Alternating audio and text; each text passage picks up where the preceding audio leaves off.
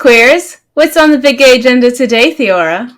Today, we are continuing our scene-by-scene breakdown of Gap the series, and this episode is all focused on episode 11, which is a lot.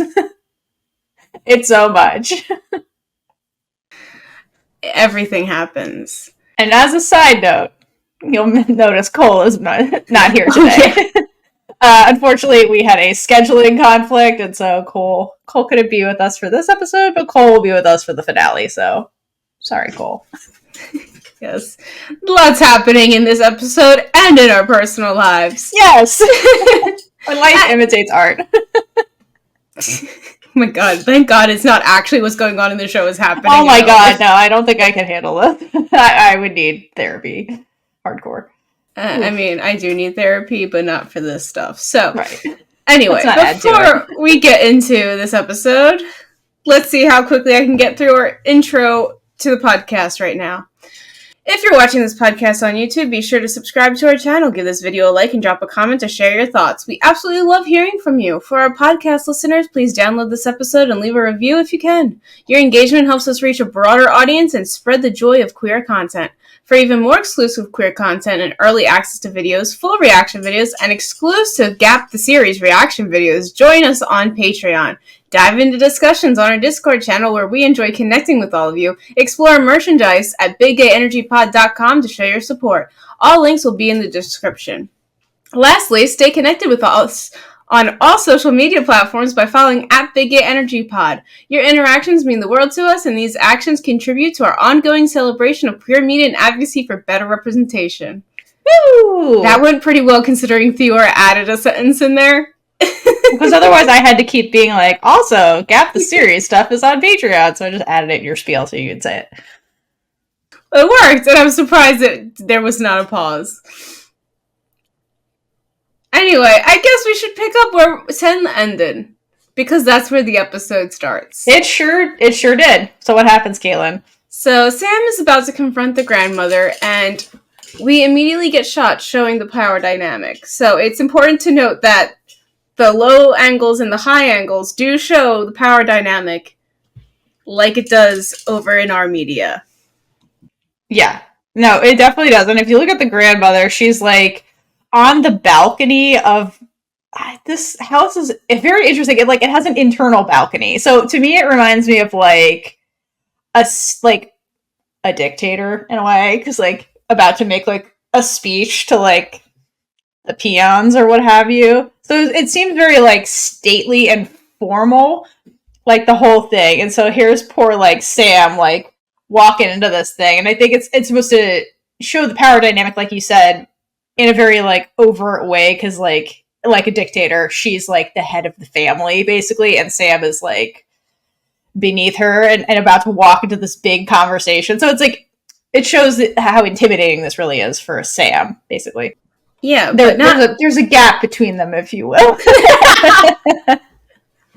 Oh my gosh, they gotta get them all out now. There's only 2 episodes left to make those jokes. Not only is the grandmother on an entirely different level of the house, in addition to, the hierarchy. Nobility, yeah, whatever. Yeah. But the camera has an even more dramatic angle, to the point where we have a great view up her nose. Yeah. It's intense. Okay, so, yeah, like I said earlier, this is proof that they do know how to use shots to get the audience to understand how the character is feeling. Sorry, my dog is scratching a lot. So there is no excuse for those Dutch tilts. Agreed. Speaking of shots I don't like, I need to bring up this crossfade that I found while doing these notes, because why? I think this might be the worst one. I think this is the worst one. I have another bad one that I put later that I accidentally caught. This one's the worst. It crossfades from the grandmother into the grandmother. It does not make sense. No, it does not make any sense. Yeah. Okay, so somebody put in one of our comments, I think maybe one of the patrons was like, well, maybe like the camera techniques mean something different I don't know that it's a universal language, like the way like film techniques. So like maybe it does mean something, because apparently crossfades are like super, super common in like, I don't know about all Asian media, but Thai media. This makes no sense to me, but like at minimum it's an aesthetic thing. If you like it, like, you know, Cole does, good for you. Okay. Okay, so, other thing I want to add about like this, because you're right, this camera angle with the grandmother at minimum, like it does demonstrate something, like, which I love. And I think one other thing I wanted to add that I think it adds to, and this crossfade kind of like a little bit adds to it in a way, is that it's also supposed to show how small Sam feels. Like Sam feels really small in comparison to the grandmother, which perhaps is why she's always caving, right? And so, like, to have the grandmother, like, dissolve and be this big, imposing figure, like, the next shot, like, I think maybe it adds to, like, oh, Sam's feeling intimidated. No, we're crossfading into the bigger staircase? Yeah. Oh, God, that doesn't make any sense. Never mind. Never mind. Yeah, I'm pretty sure that's what it's happening. You're right.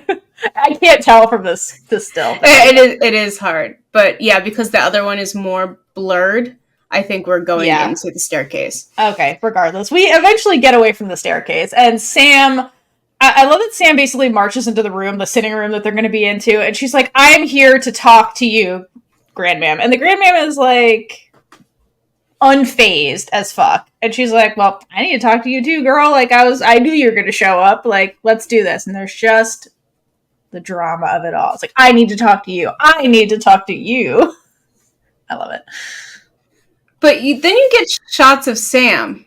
No, you do. Like, there's a shot of Sam being like, I need to talk to you, and then it cuts to the grandmother, and she's like, well, I need to talk to you. And then in the subtitles, when it cuts back to Sam, it says ominous music playing, which I thought was so funny. I love when they describe the music in subtitles. It makes it so much better than just listening to it. Yes, so this is going to go great. There's ominous music playing. But when you get these shots of Sam, like most times in this series, you see her be so powerful and just like she's in charge. This one, she looks like a child looking up to her grandmother, because that is the relationship. But like just the fact that she looks like a child here, it's adorable and sad at the same time. Yeah, I think that's exactly how she feels. Like, you know, you mentioned that the physical height difference they have in the camera angles. And I think the grandmother's presence is just such a big thing in her life that, like, I think she just always feels very small in comparison.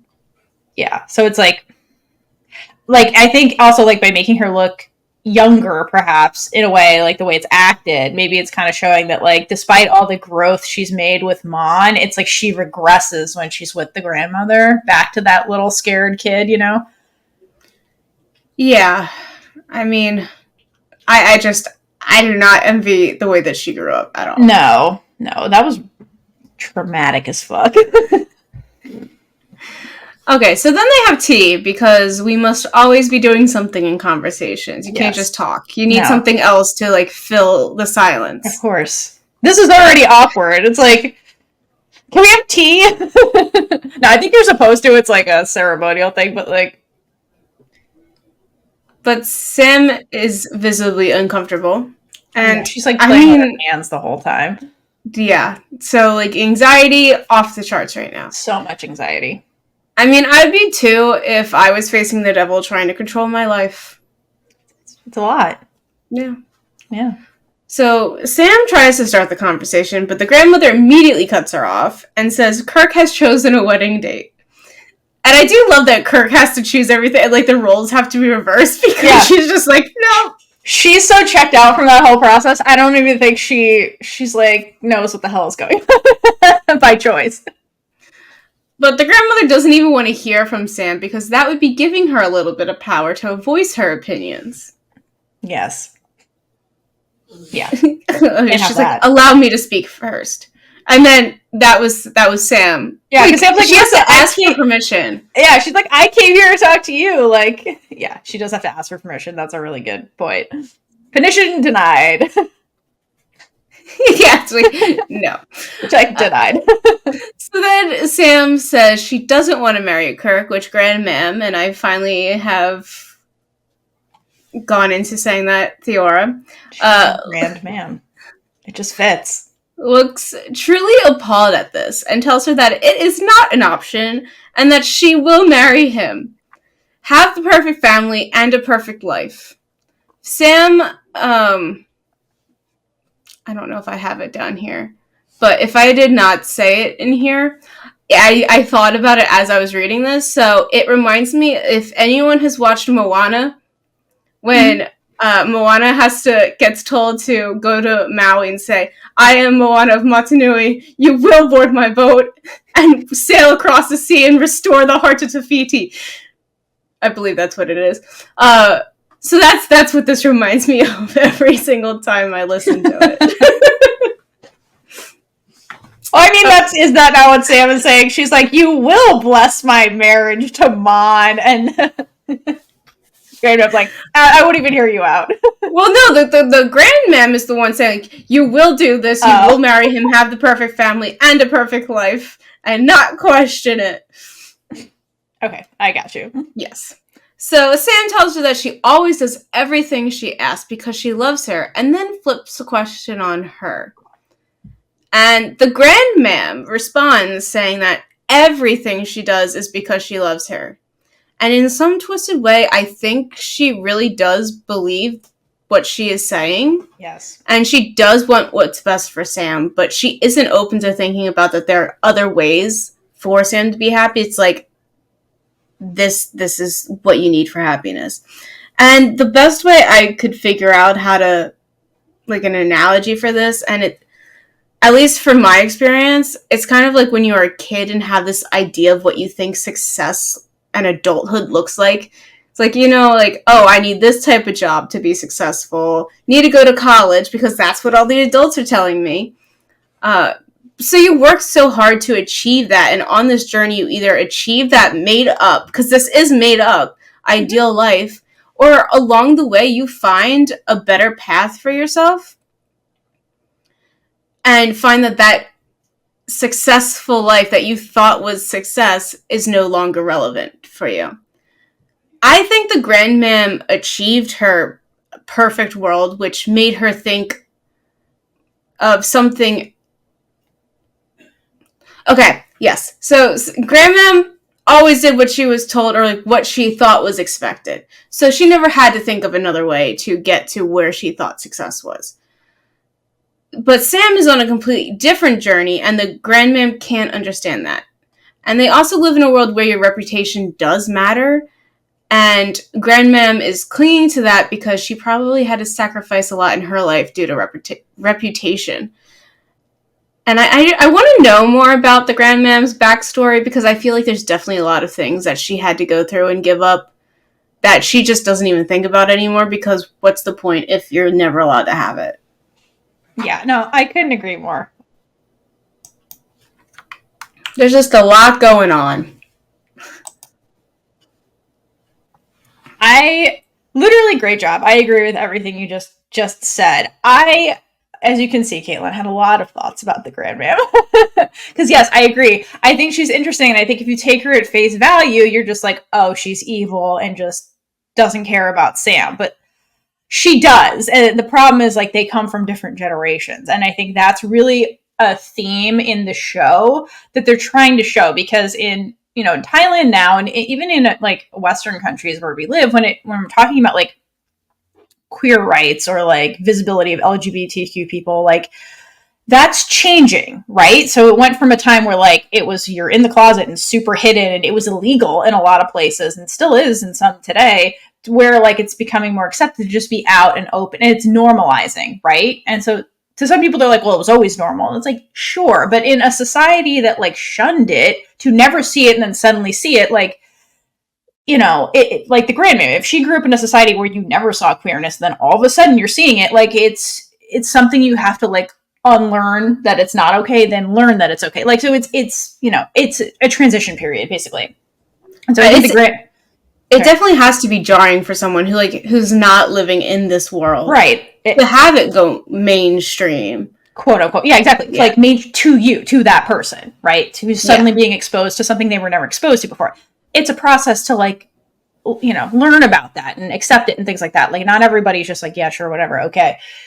You know, she comes from a different generation when her society was completely different. So there's that. First thing I want to talk about, though, to go back to when Sam flips the script, like you said, what she was asking the grandmother in that moment, because the grandmother's like, I love you. Everything I do is because I love you.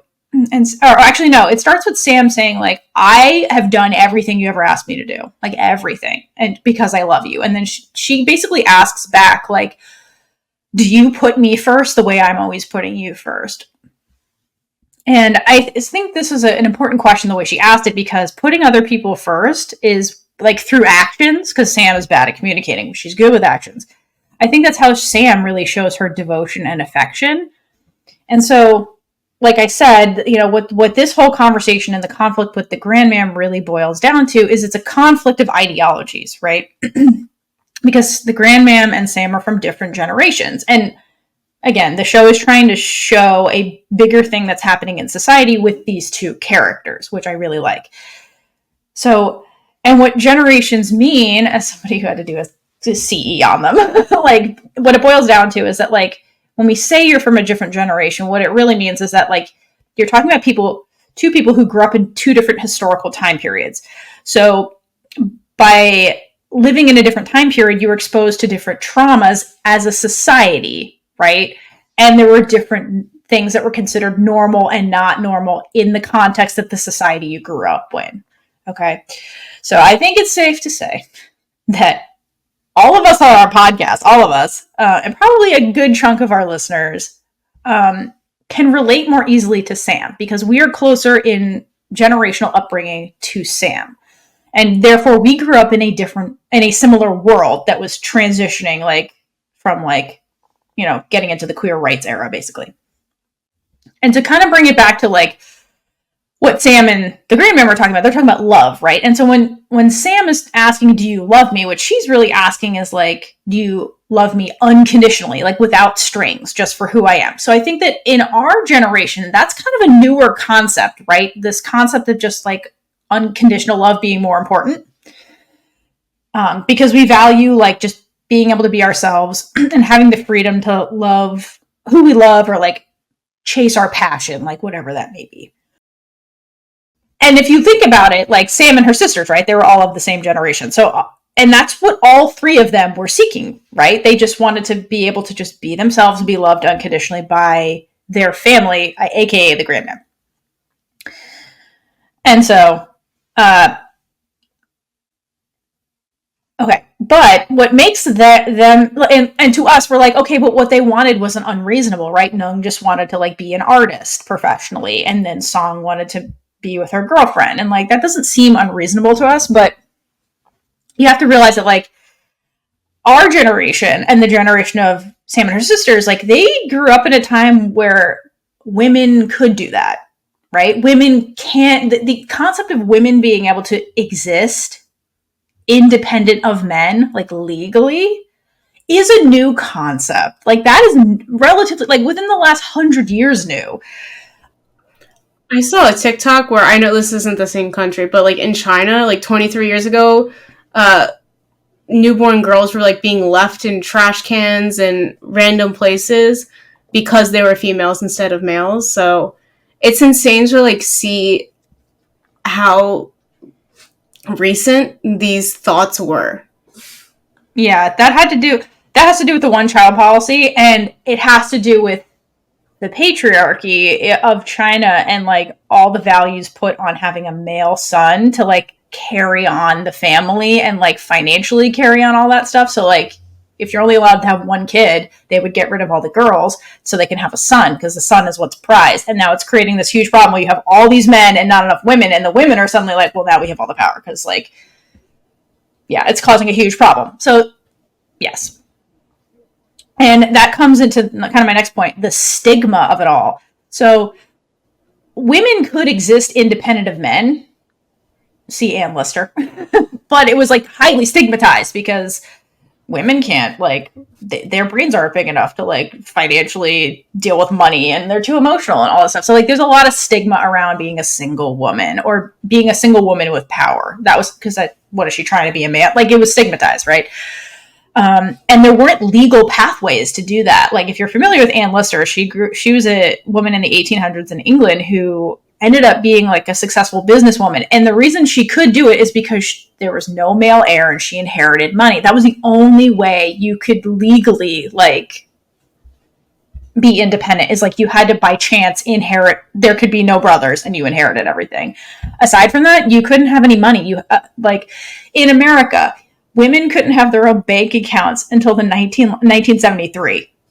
What? That's that's less than 100 years ago. So, like, this whole, like, think about it. The grandmother, Sam's grandmother, was growing up before that time, right? So, like, legally, women could not exist without men. Like, you had, like, in order to have a bank account, a man had to co-sign it, like your husband or your father. That is 51 years. Yes. From us. So, like, not even, like, less than 100, but, like, 51, because, like, that puts it in the more perspective that, yeah. And that's America. I don't know what Thailand was like, but, like, if you think about that, like, our concept of just women in particular, because this is all about, like, you know, all the sisters, being able to financially be okay without a man, that is a very new concept. So just like queer rights is new to somebody like the Grandmam's generation, women being able to be independent of men, that is a new concept. So, Sam is basically asking the grandmother, like, let me exist without a man. And, like, that's a very new concept for her, right? She did not grow up in that time. So I imagine when the grandman was growing up, it was very much like in order for you to be safe, because really what the grandman wants is for Sam to be safe, okay?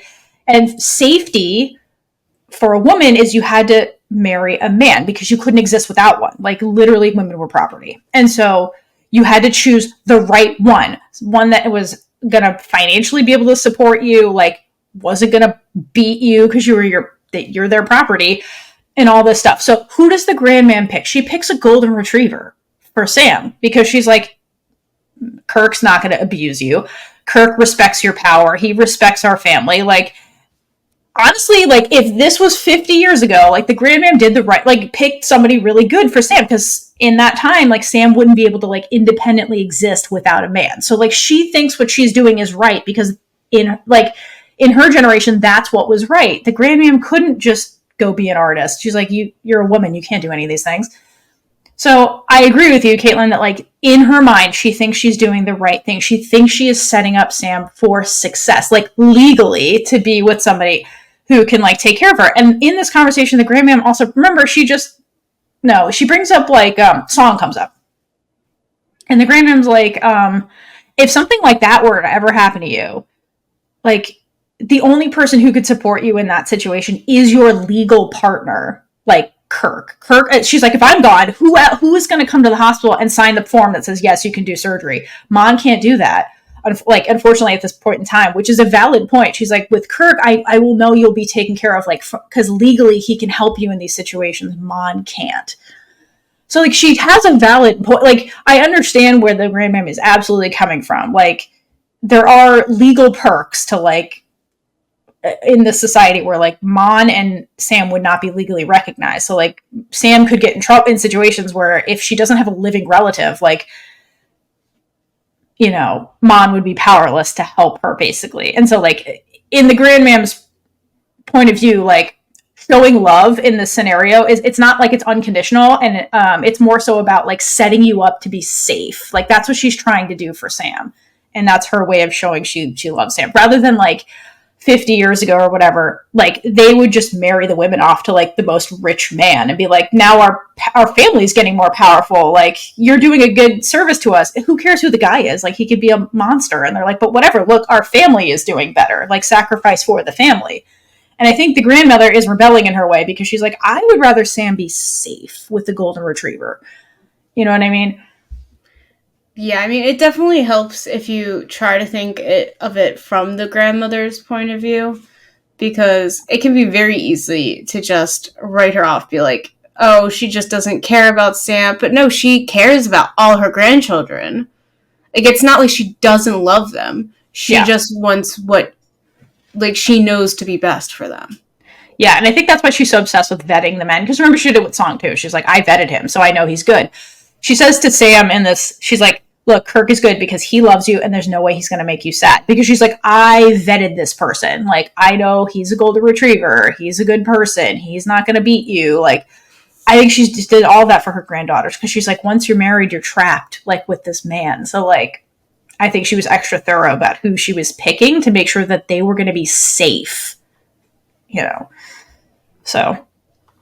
And it's not like what you got in, sorry for the people who don't know this, but like in Willow, where they were marrying Kit off just to unify countries. Exactly. Which probably was like the thought process at the time the Grandm was like Sam's age, and like they were trying to marry her. Like, who knows what her marriage was like? We never hear about her husband or things like that. Because sometimes like people are like, well, I want to make it better for you because my marriage was a mess. And like to add the complexity of this, it's like you're talking about a royal family. So like royal family members, you are expected to like marry people of a certain like pedigree and like adhere to certain traditions. And so there's that other layer of expectations onto Sam and her family versus that just like you're a woman, you need to get married to a man kind of thing. And to kind of add to like from the grandmother's perspective. So like for us, we like, I feel like we understand why Sam is saying no to all of this, right? Because it doesn't make her individually happy, right? But from the grandmother's perspective, like she's doing all this work to ensure Sam is going to be safe, and safe, quote, equals happy in her mind, right? So by Sam rejecting that, I think the grandmother feels like Sam is personally rejecting her. And rejecting, oh my God, no, Cam, that's not good. I don't know why I did that. It's anyway. Just agreeing with everything you're saying. It just agrees. It's Max, like, keep going, please. But okay, so like, if you think about this, by going through this trouble to find Kirk, the golden retriever, that's like her showing she loves Sam. She's like, I did all this work to make sure you're going to be happy. So Sam rejecting that is like, it feels like a personal like rejection, right? And I think it stems from the fact that she's afraid that Sam is going to struggle in life the way Neung, while Neung is happy, she's struggling. The bitch is broke, you know? And I think she's also afraid that like Sam will be ostracized. And Sam's like, she says it in the show, but like Sam is her favorite. Like she plays favorites. Like Sam is the favorite. So I think she's even more like extra a little bit about Sam because she's like, of all the kids, I want you to succeed the most.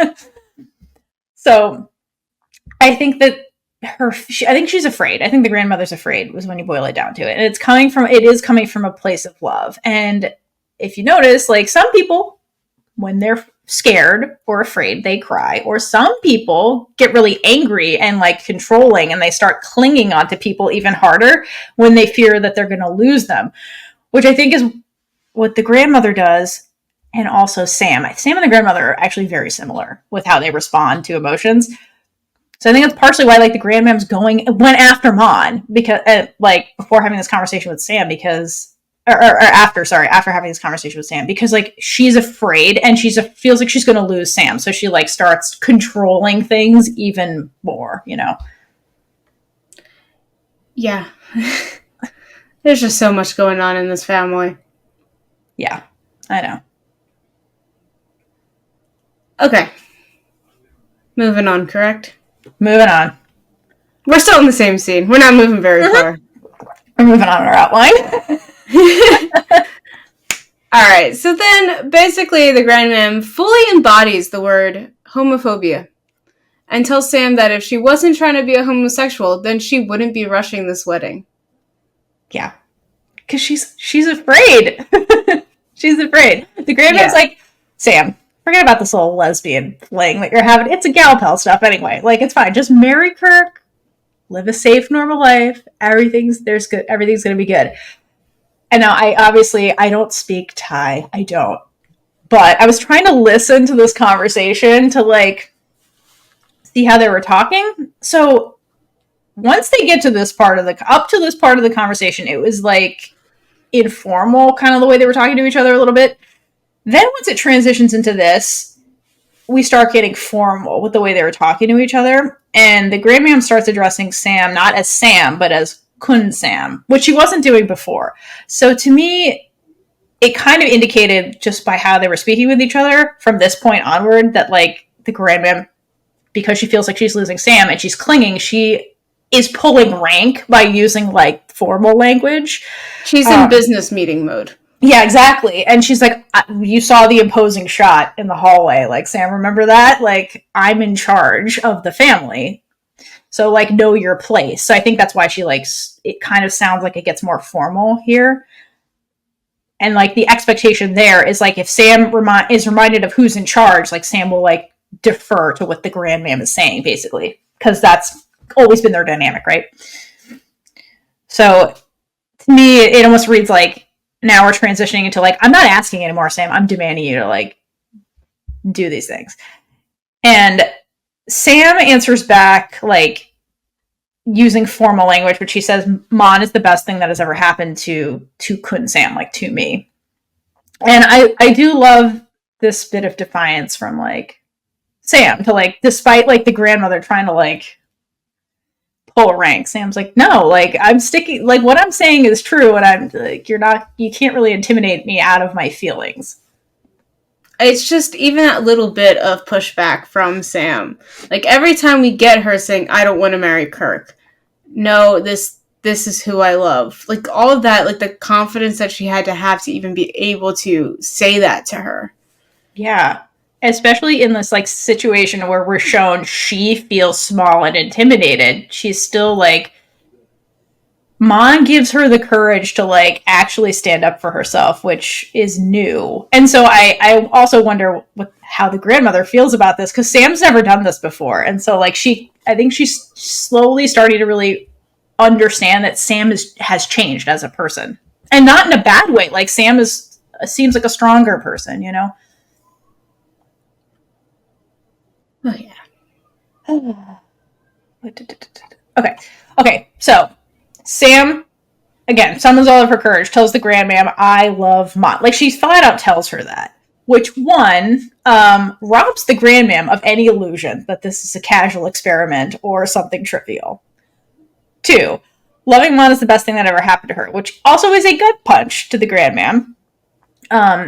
Because, again, the Grandmam is taking all of this defiance a little bit personally, so it's kind of like Sam is saying, I care about Mon more than I care about you, and that perhaps Mon is replacing you as the person I love most and defer to in my life, which feels like another loss of control for the Grandmam. Something else I think is interesting about Mon is I think part of why the Grandmam chooses Kirk is because he's a golden retriever, right? So golden retrievers, you have to, like, train them and then they'll go do stuff, right? So she can control Kirk. But I'm sorry, this golden retriever is going out there and trying to, like, merge her company with something else. I don't understand that part. But he's an idiot. He's an idiot golden retriever. He's an idiot golden retriever. Yeah, he's not. Golden retrievers aren't smart. They're just... Anyway, so bottom line is that the Grandmam can control Kirk because he respects her. She cannot control Mon. It's, like, part of the problem. So I think she's she is actually intimidated by Mon because Mon has changed Sam into this braver person who's being defiant, and, like, the Grandmam can't control Mon. Always been her own person, and that's what I really love about her. Yeah, I totally agree with you.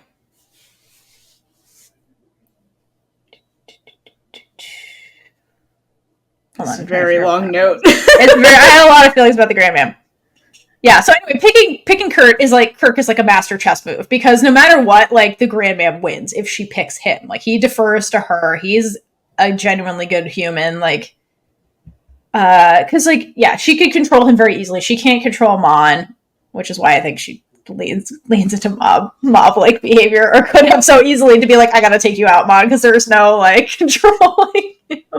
I'm surprised it didn't get darker. Yeah, but I think this is why she goes and confronts Mon, because she can see Sam's behavior, and she's like, I gotta try and control this person. And then finds out very quickly when she meets Mon, I can't control her.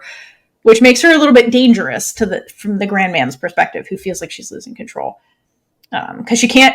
she finds out very quickly, like, she can't persuade Mon to just give up Sam. She can't buy her off. Like, she's genuinely there because she loves Sam. Unlike Kirk, I feel like you could bribe Kirk and, like, get him to do whatever you want.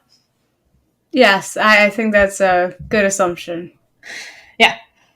But anyway, to summarize, Grandm is afraid for Sam, that she's not going to be safe in life and trying to control her to keep her safe out of an act of love. But by falling in love with Mon, Sam has learned what it's like to be loved unconditionally, which is a thing she always wanted, right?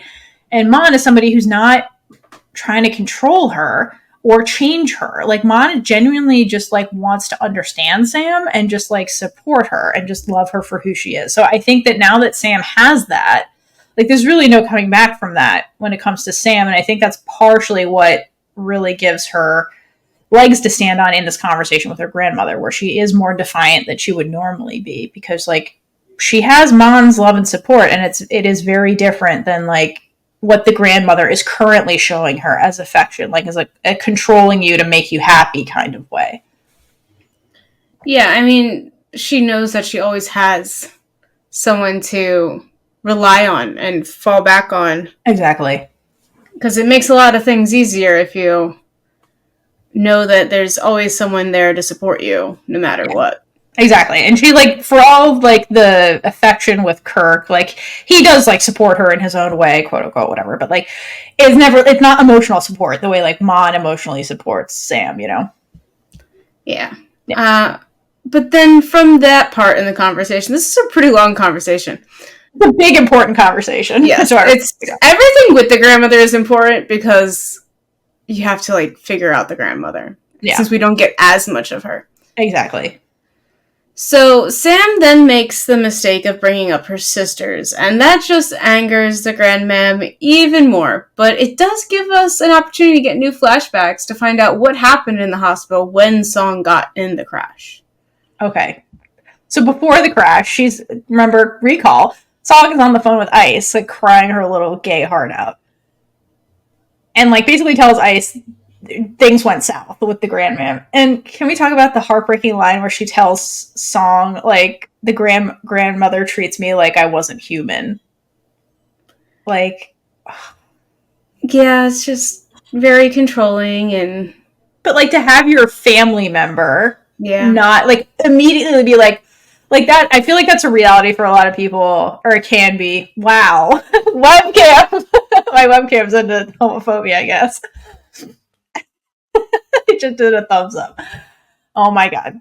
But to have, like, that 180 switch, I think this is why, like, I mean, I personally was, like, afraid to come out to my parents for a long time, or a couple of years, because of this. Like, I was afraid of, like, the 180 switch, where suddenly, like, they love you 1 second, then you tell them something, and then suddenly you're not human, like, and nothing has changed. Like, yeah, so that was really hard to watch Neung feel that. With everyone, like, sorry, I was trying to figure out where I was going with this. It just makes no sense for someone to, like, love their child or friend or whoever, and then they just say, I'm gay. And then you're like, oh, you're not who I thought you were. I hate you. Yeah, I hope you burn in a ditch. Yeah. I hope no one was told that, but, like, it's basically this conversation. Yeah. Yeah. No, it's awful. So, like, Song has every right to be, like, super upset right now. Something else I want to point out in her phone conversation with Ice, because we had somebody, like, I mentioned in our final reaction video when we, like, watched the finale for the first time, that, like, something I wish Sam did that she never did was basically tell Mon, like, can you drop the formalities when you're talking to me? Just, like, call me Sam. At least when they're alone. But then she got not angry, but then she made. That was in the beginning, though. I mean, like, at the end, at the very end. And the reason I wanted that is because it's a show of intimacy to be like, just call me by my name, don't call me by my title kind of thing. Like, I love that. I'm a sucker for that. So Sam never does it. Somebody mentioned in our comments, though, that, like, oh, well, Mon would never do that because, like, oh, you always have to use the title. Okay. I agree from a formality standpoint. Yes, the title is Sam. But there are instances where, like, titles are not being used. Like, Kirk calls Sam Sam without a title all the time. And then in this conversation, Ice doesn't use the kun when she's talking to So it is possible. Sam just never did it. I'm just saying. I hope they get there someday. Someday. Okay, so after the car scene, Ice was the first one to arrive on the scene, but since she wasn't a relative, she couldn't sign the form for Song to get surgery. And I believe Theora had previously talked about how this is why marriage equality, yep, we did a whole portion of that in this episode. But also, I have a question, because if it's like needed medical surgery and like emergency, shouldn't they be able to do it without consent, or did Grey's Anatomy lie to me? And yes, I know that would just be America, though. That's where I don't know. I don't know what the bodily autonomy laws are like in Thailand. In America, yeah, like if there's rules, like if the person can give, if they're mentally fit, basically to give consent. I forget the term is eluding me at the moment. I apologize, but yes, then like you have to go through the patient if they're cognitively there to like give consent. If they're not, and it's not an emergency, you have to go through a next of kin, a family member, whoever legally is in charge of their healthcare. Once they don't have capacity. That's the word. Sorry.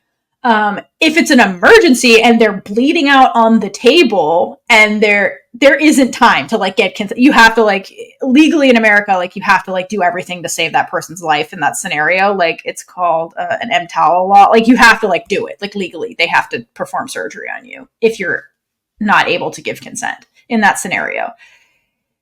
Here, I think they're trying to make the point about the marriage equality and why it's important legally, but I don't know in Thailand if that necessarily is true, or if they're like, no, like legally we can't perform things on people without consent. Like, I'm not sure what the law is, to be honest.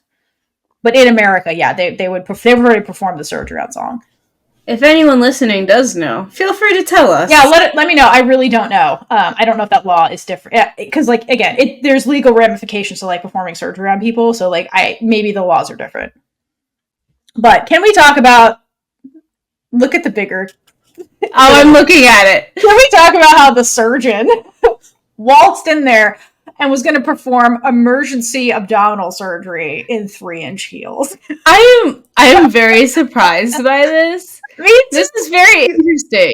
An ER trauma surgeon should not be wearing those heels not because I mean, wear whatever shoes you want. Only because, like, you're going to be standing for hours doing surgery. You do not want to be wearing 3-inch heels during a surgery. There's a reason that scrubs feel like pajamas. Like, you work way too long in these hospitals. You don't want to wear heels. Like, what? No, also, like, find it very odd. You're about to go to a trauma room where there's blood. Like, you have to wear certain clothes when you're going to be in contaminated fields. Yeah, and, like, the booties. She should not be wearing those in surgery. Yeah, because you have to put like a PPE on. Yeah, you can't fit that. That's not going to fit over the heel. Again, I don't know the laws in Thailand, but like that's bold. That's bold shoe choice. Maybe they make ones that have room for a heel in it over there. You never know. Maybe it's a common thing. Maybe it's common.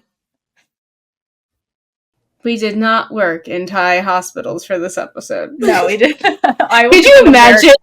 If we got to that point where we could do that much research into these episodes, we need to make a lot more money. I mean, yeah, finding law documents would be hard though, but maybe. No, I mean, like we go like volunteer at a hospital to do like in-person research. Okay. Dare to dream. We love research, can you tell? We do.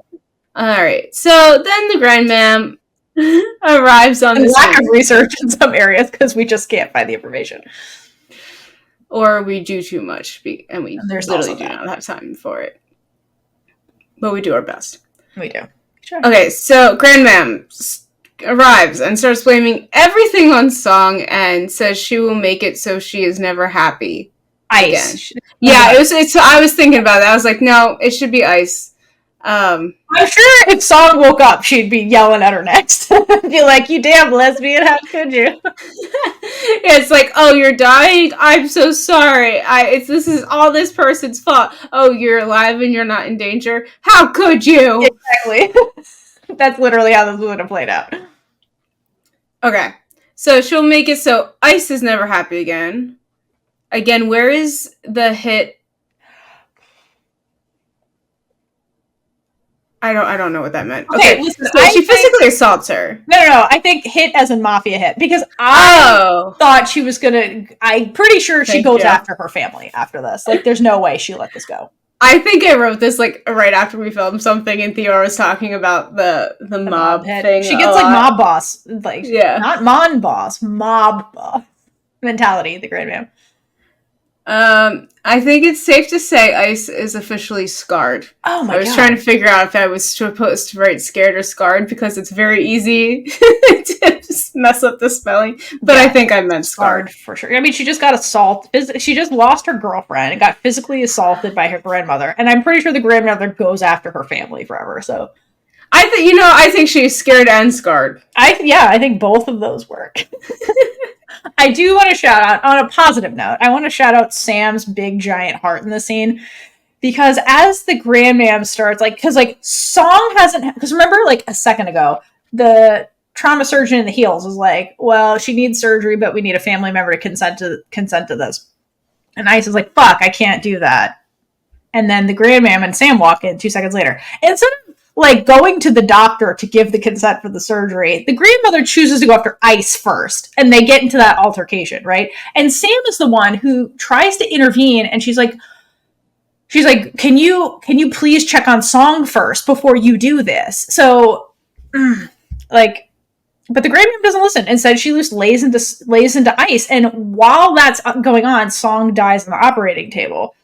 So, in a way, it kind of shows that, like, the Grandmam and her pride is what kills Song, because, like, perhaps if instead of doing this, they went to the doctor and, like, do whatever you have to do, they could have maybe saved Song in time. But no, the Grandmam chooses to go after Ice first. And Sam is the one who's like, can you put my sister first for, like, 2 seconds and stop doing this? Like, she was scared and stuttering, but, like, she still did it. She's like, remember why we're here. We're not here to, like, beat up queers. Like, go get Song. I think at this point, Song was already dead to her anyway. I mean, yeah, in a way, but not, like, beyond this realm dead yet. I think she died on the table while this conversation was going on, which sucks. Something else that became very apparent to me by watching this scene is just how similar the Grandmam and older Sam are. Because in this scene, the Grandmam's upset. What is her reaction? Instead of, like, grieving and crying, her first reaction is anger, right? And if you contrast that to, like, when we've seen flashbacks of young Sam, like, remember when she had to give up the dog? Like, she wasn't angry, like, about it. She was seen sad, right? And the sadness is what got to Mon. And Mon's like, can we keep the dog? I don't want her to be sad. What the hell? Webcam. Webcam is a mess. Because when you go like this, your finger's up. I gotta stop doing that. All right, anyway, so young Sam, her response to grief is being sad, and then you shoot to older Sam. Anytime she's upset, she goes straight to anger, which is what the grandmother's doing. So I think it's kind of showing that, like, over time, she transformed into her grandmother, basically. And I think if it wasn't for Mon, Sam would have, like, fully turned into her grandmother and, like, really, like, lived the same life as the grandmother kind of thing, which I think also says something about the grandmother. So, like, we know that Sam is the way she is because she's isolated and unhappy. And so I wonder if, like, on some level, the grandmother is actually, like, all alone in that big house and perhaps is, like, feels unsatisfied in some way and is actually unhappy. So if we fully lean into that comparison, you know. Yeah. Yeah. All right. So then the grandmother starts spouting a bunch of bullshit and says she has always been doing so much for her, and now it's time Sam did something in return. Okay, so this is back in, like, the current day. Yes. And it's funny, because now who's projecting? I think there's a lot of projecting happening in this conversation and just laying on the guilt. She's like, because I probably it worked a lot with Sam. So, yeah, and I think, again, the root of this is all fear, because at the end of the conversation, she basically says, like, Sam to the Grandmam basically says, loving Mon doesn't mean I'm going to abandon you. Because, like, while Sam has abandonment issues, because, like, all of her sisters left her, like, she lost her parents, like all that kind of stuff. I think the Grandmam also has those abandonment issues. Like she when Sam lost her mother, the Grandmam lost her daughter. I assume that's how this worked. The father's never mentioned, so I think that like maybe this is like female to female line that's happening here. She lost all the granddaughters, so like she also has this abandonment issue, and so I think Sam also recognizes that. It is interesting that it's the female line, considering the men are so predominant. I know. Go writers. So, and then the Grandmam keeps doing this thing where she keeps calling Mon a kid. Because I think she feels like, Mon is young. She's like, she's a woman. Like, she can't possibly be, able to keep you safe kind of thing. So, we already talked about, like, the legal gap. So, I'm just going to move on. Move on to your next point, Kaitlynn. I already talked about all this. So now we just get to leave the grandmother behind. We do. And we get to go see Mon, who is currently behind a fence. And now that Theora keeps pointing it out, I see that it means she is truly on the outside, always looking in, and not part of her world. Okay. Yeah, good job. Thank you. But the important thing to note is there's what looks like a gay cement truck behind Mon. Yeah. And this is to represent that their super gay relationship is not set in stone and cemented in history. Or, it's just a gay cement truck. Either way, great timing, construction workers. I feel like that had to have been set up. I hope so. I remember seeing that the first time I watched this, and I was like, nice. That was really random. You never see that cement truck again.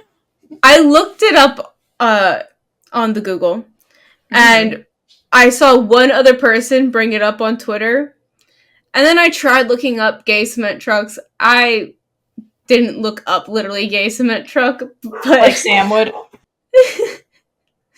But there's this company in New Zealand that does have a cement truck that's with rainbow colors, and like they bring it to a bunch of pride events and stuff.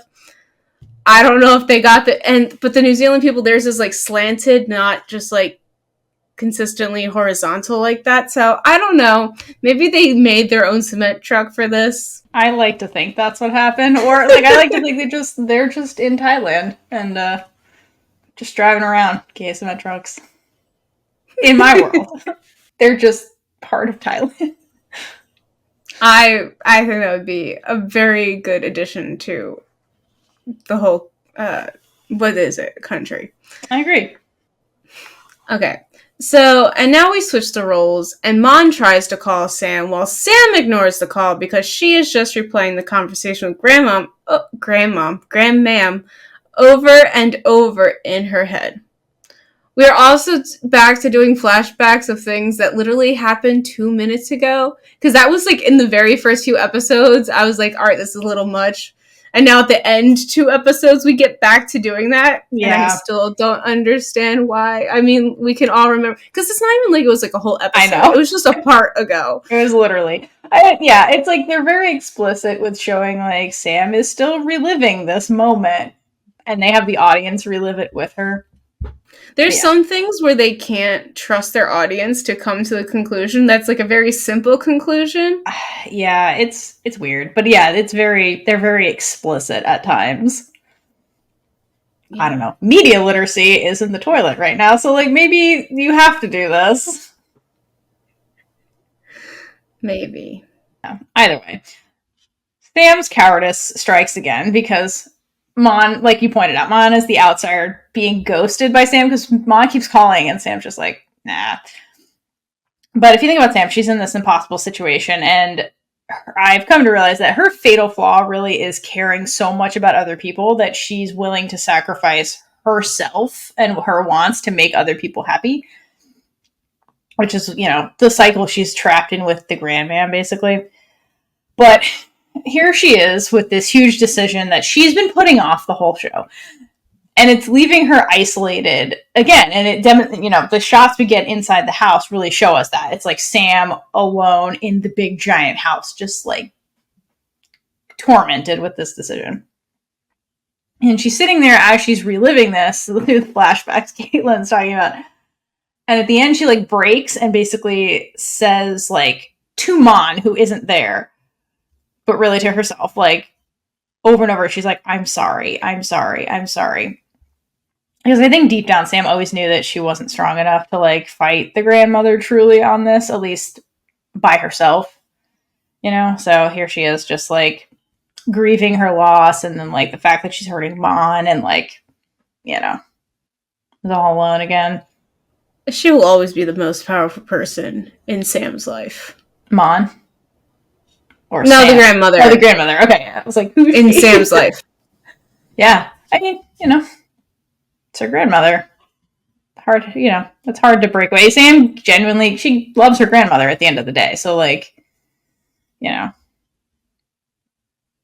But, I mean, the tone goes down whenever we get to grandmother. But back at Mon's house. Oh my god, yeah. Jim, Yuki, T, and Mon are hanging out in the kitchen while Jim goes on and on about how stupid Sam is. Yes. Like, rightfully so. But you always know what's going on in Jim's head. Jim's head is like, you're doing what I want. Like, there's the scene in 12 where Kate is like, we don't have to. Jim's like, no, you need to do this. Yeah. And I love it. I love it. But the thing that surprised me is that T keeps sending Yuki away to get things. Okay, this part's not surprising, for Jim's baby, so they can talk. And I really figured that Yuki would know everything by now, because she's always around the friend group. Like, she basically is. They took her in the day after they took in Mon. I know. This struck me as really weird, because T is like explicitly sending Yuki away, and I was like, it gave me like bless her heart vibes. Like, do they not like trust her with this information? Like, is this like, she's young, she doesn't understand? Very stupid scenarios, right? Well, because by saying for Jim's baby, it's like very obvious that like T is like trying to just make an excuse to send her away, but I don't understand why. Like, because like that's why it's like bless her heart, like she can't handle this. Yeah, kind of thing. It's weird. But the funniest part about this scene is that Jim asks T why she always uses her baby as an excuse, and T responds, "You're the same." Right? Yeah. Like, you literally do it all the time. You're like, "Don't hug me, the baby." It makes no sense every time this baby is brought up, but it's comedy. Yeah, it's for the comedy of it all. I'm also puzzled by the Yuki part. But I will say, the friends are rightfully pissed off at the stupid horn, and I love that they all came to Mon's house to support her. But like, they're also very clearly worried, even though Sam's a dumbass and they know this, they're clearly very worried about her also. And like, really, of all the people, they have more than a decade of experience with Sam's relationship with her grandmother. And they know how much of a big deal Sam coming clean about Mon to the grandmother really is for Sam. But Sam is like ghosting everybody right now, so they can't get to her. So they're like, how's Mon doing? That also seems to be a coping mechanism for her, as some way of just like isolating herself from everybody. Yeah, that's Sam's default. Because like, I think she's one of the, I think, you know how we were talking about at the very beginning of the show, how like Mon, because she's so empathetic, you would think she'd be the people pleaser. Mm-hmm. Sam is actually the people pleaser, like, of the two of them. Like, think about the way she just like caves to make other people happy. Like, Sam is the people pleaser. So like, I feel like when she's hurt and like going through something, she probably has that tendency where she's like, well, I don't want to be burdened to anybody else, so I'm just going to keep it all to myself. I wonder if that's part fair. of it. Yeah. And also, it's probably to be like, okay, so no one needs something from me, distance myself. Yeah. So like, I don't have to give anything else because I physically cannot do anything else. Absolutely. So she's just sobbing, breaking down, talking to herself in her house. Like, yeah. So there's so much going on in that head. I know. Poor little dumbass, stupid horn. I am glad that the friends in this conversation, because like Mon knows some things about the family, but I like that the friends like explicitly tell Mon like, look, this is the deal with Sam and the Grandm. And like, okay, you can argue that like, yeah, Sam should have been the one to talk about her family, because like Mon has talked about her family to Sam, but I think Sam is just so traumatized. Like, maybe she doesn't want to talk about it because that's very on brand for Sam. So I don't blame her for not being the one to have this conversation with Mom, really. And importantly, the friends reinforce to Mon that Sam is a much happier person, much more like herself now that Mon is in her life. So I feel like despite all the bullshit that's going on, that's very validating to Mon, despite this, like, Sam's ghosting me and this is pretty serious kind of situation. It helps to have them explain it because it's not going to be Sam's point of view. Like, they can see it as like a non-participant of what's going on. Yeah, like an objective third party. Thank you. Yeah, whereas Sam will be like, well, grandmother means the best for us and plays down what's actually going on. Yeah, that's a good point. But like, from Mon's point of view, she's like, well, my girlfriend should be telling me these things, not, But I understand why Sam specifically wouldn't want to, would be hesitant to talk about that. And you're right. It's also about the friends. Probably because when they're together, she wants to pretend like that's not part of her life. Oh, absolutely. Yeah, no. She's been in the fantasy land with Mon this whole time where she's like, I don't want anything bursting this bubble. Like, when I'm with you, I'm with you. I'm not with my grandmother. I'm not with anything else.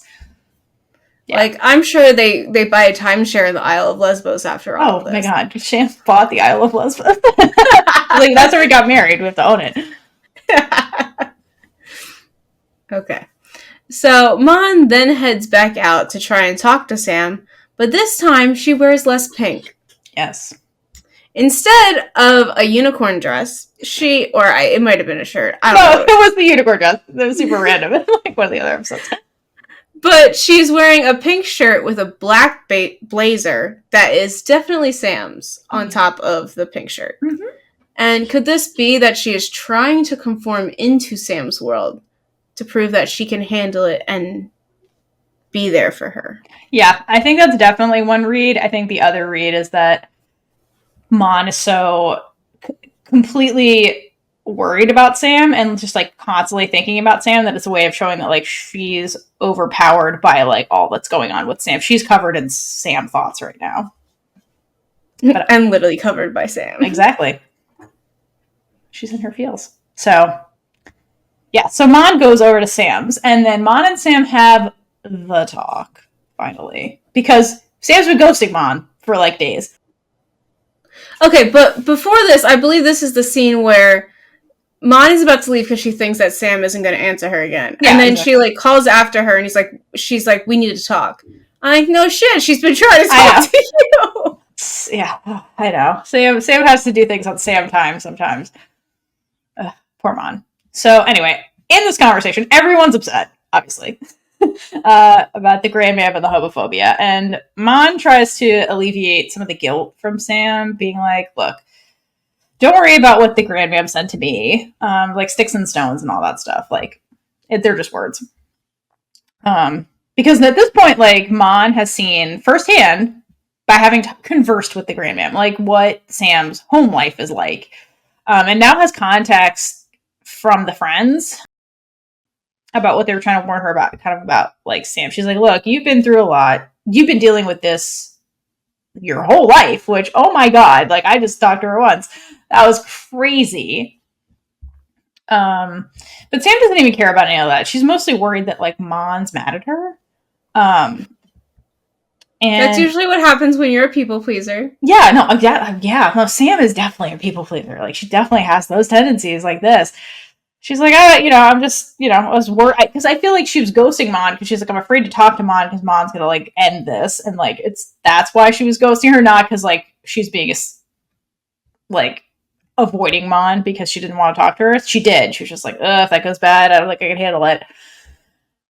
So Mon borrowing a play out of Sam's playbook, takes Sam's hand, right? Because up to this point, they just been sitting, kind of talking. So physical contact happens, and I think that's a grounding gesture, right? Because Sam is clearly spiraling.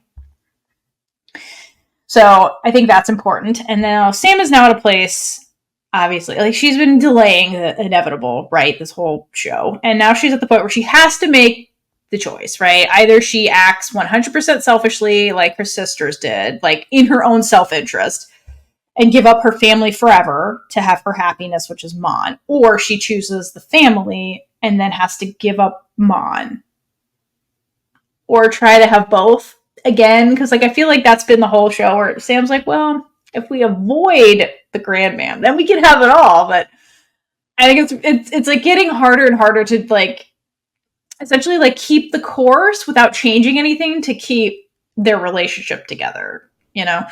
It's very frustrating that they keep having conversations about having both, and then just like something happens a minute later, and then it's just like, nope, we can't have both. But it's also really easy to say that Sam should have just picked Mon, and like that's what I always lean towards and thinking. But it has to be really hard to basically cut off your only family left. Like there's one person because Neung's not in her life really, right? And maybe a part of her feels like if she does choose Mon, maybe Mon would end up leaving her too. Oh yeah, no, of course, like absolutely. Poor girl has to have abandonment issues as well because everyone keeps dying. Because I'm assuming everyone else is or dying. Choosing to leave her for their own happiness. Yeah, and I think we get to I think it's this conversation or the one in or later where oh my god. I forget for the people listening, her camera just gave a thumbs up once again. I wonder, there's a conversation later with Sam where she's talking to Mon and she's basically like, he says that where she's like, are you going to leave me too eventually? Like that is one of her fears for sure. Because I think for Sam, she's like, I really love my grandmother truly. And if it's so easy for me to like leave her, like Mon could easily do the same thing one day, you know? I think that's definitely like a bad thought, like in the back of her head for sure. And you're right. And it's not like Sam has a terrible relationship with her grandmother or something. Because like we've talked about this before, like, yeah, sometimes you do need to act selfishly in a way to like protect yourself. Like if you have a toxic family and it's like, I have to give like, and you come to the conclusion that like, I'm better off like mentally, physically healthier if I get away from you. Like, yeah, that act of selfishness and self-preservation is a good thing because otherwise you're in a toxic environment. But for Sam, that's not the case. Like through all the flashbacks and through everything we see that like her and her grandmother do have a good relationship and like there's a lot of love there, like that's always been there her entire life. Like it's getting strained with like how the grandmother's trying to show she loves Sam with the whole marriage stuff, which we talked about and I won't get into again. But I think for Sam it's a lot harder to just cut ties with the grandmother. They have a very good relationship, like from Sam's point of view, and so it's a lot harder for her. On the surface level, for us looking at it, it is like surface level to say, "Oh, this is extremely toxic." Right? Because all we're seeing is this conflict right now. Like we don't see her entire childhood, where like the grandmother took her in, the grandmother raised her, she lost her parents, blah blah blah. Like we start to see some pieces of that sprinkled in to be like, yeah, there's a genuine love here, and like you know, Sam does really love her grandmother. So this is a lot harder for her than like Neung, whom I don't think had that same, like Neung was older, like when they were adopted by so I think their relationship is not the same. Sam is a lot younger and relied a lot more on the grandmother, and Sam was clearly her favorite. So like the grandmother probably paid more attention to her. Yeah. So. When you're not the favorite, you can tell. Yeah, exactly. But who we see in the next episode, it's not even the grandmother's fault that Sam has become this emotionless robot out in public. The sisters help as well because they were unhappy, like, you know, exactly. So I think for Sam it's easy for us to be like, just choose Mon, oh my god. But I think for Sam it feels like an impossible situation for Sam. Yeah, so she's in the situation where basically like she can't live without her grandmother, really, because she loves her a lot, and that's her only real family left that supports her. But she also can't live without Mon, because Mon literally is like her happiness, has made her more herself, like is her source of living, right? Versus just like going through the motions. But you know who Sam doesn't love? Kirk, which is exactly what really? I thought she loved him more than anything in the world, Theora. More than he hangs the moon in the sky. But that's exactly what she tells Mon in this conversation, because she's like, I know this is all fucked up and everything, but like, I don't love Kirk. Like, I don't. I really can't stand the bitch. But I have to marry him because that's what my grandmother wants. And she wants that on paper, you know, to keep things good with her.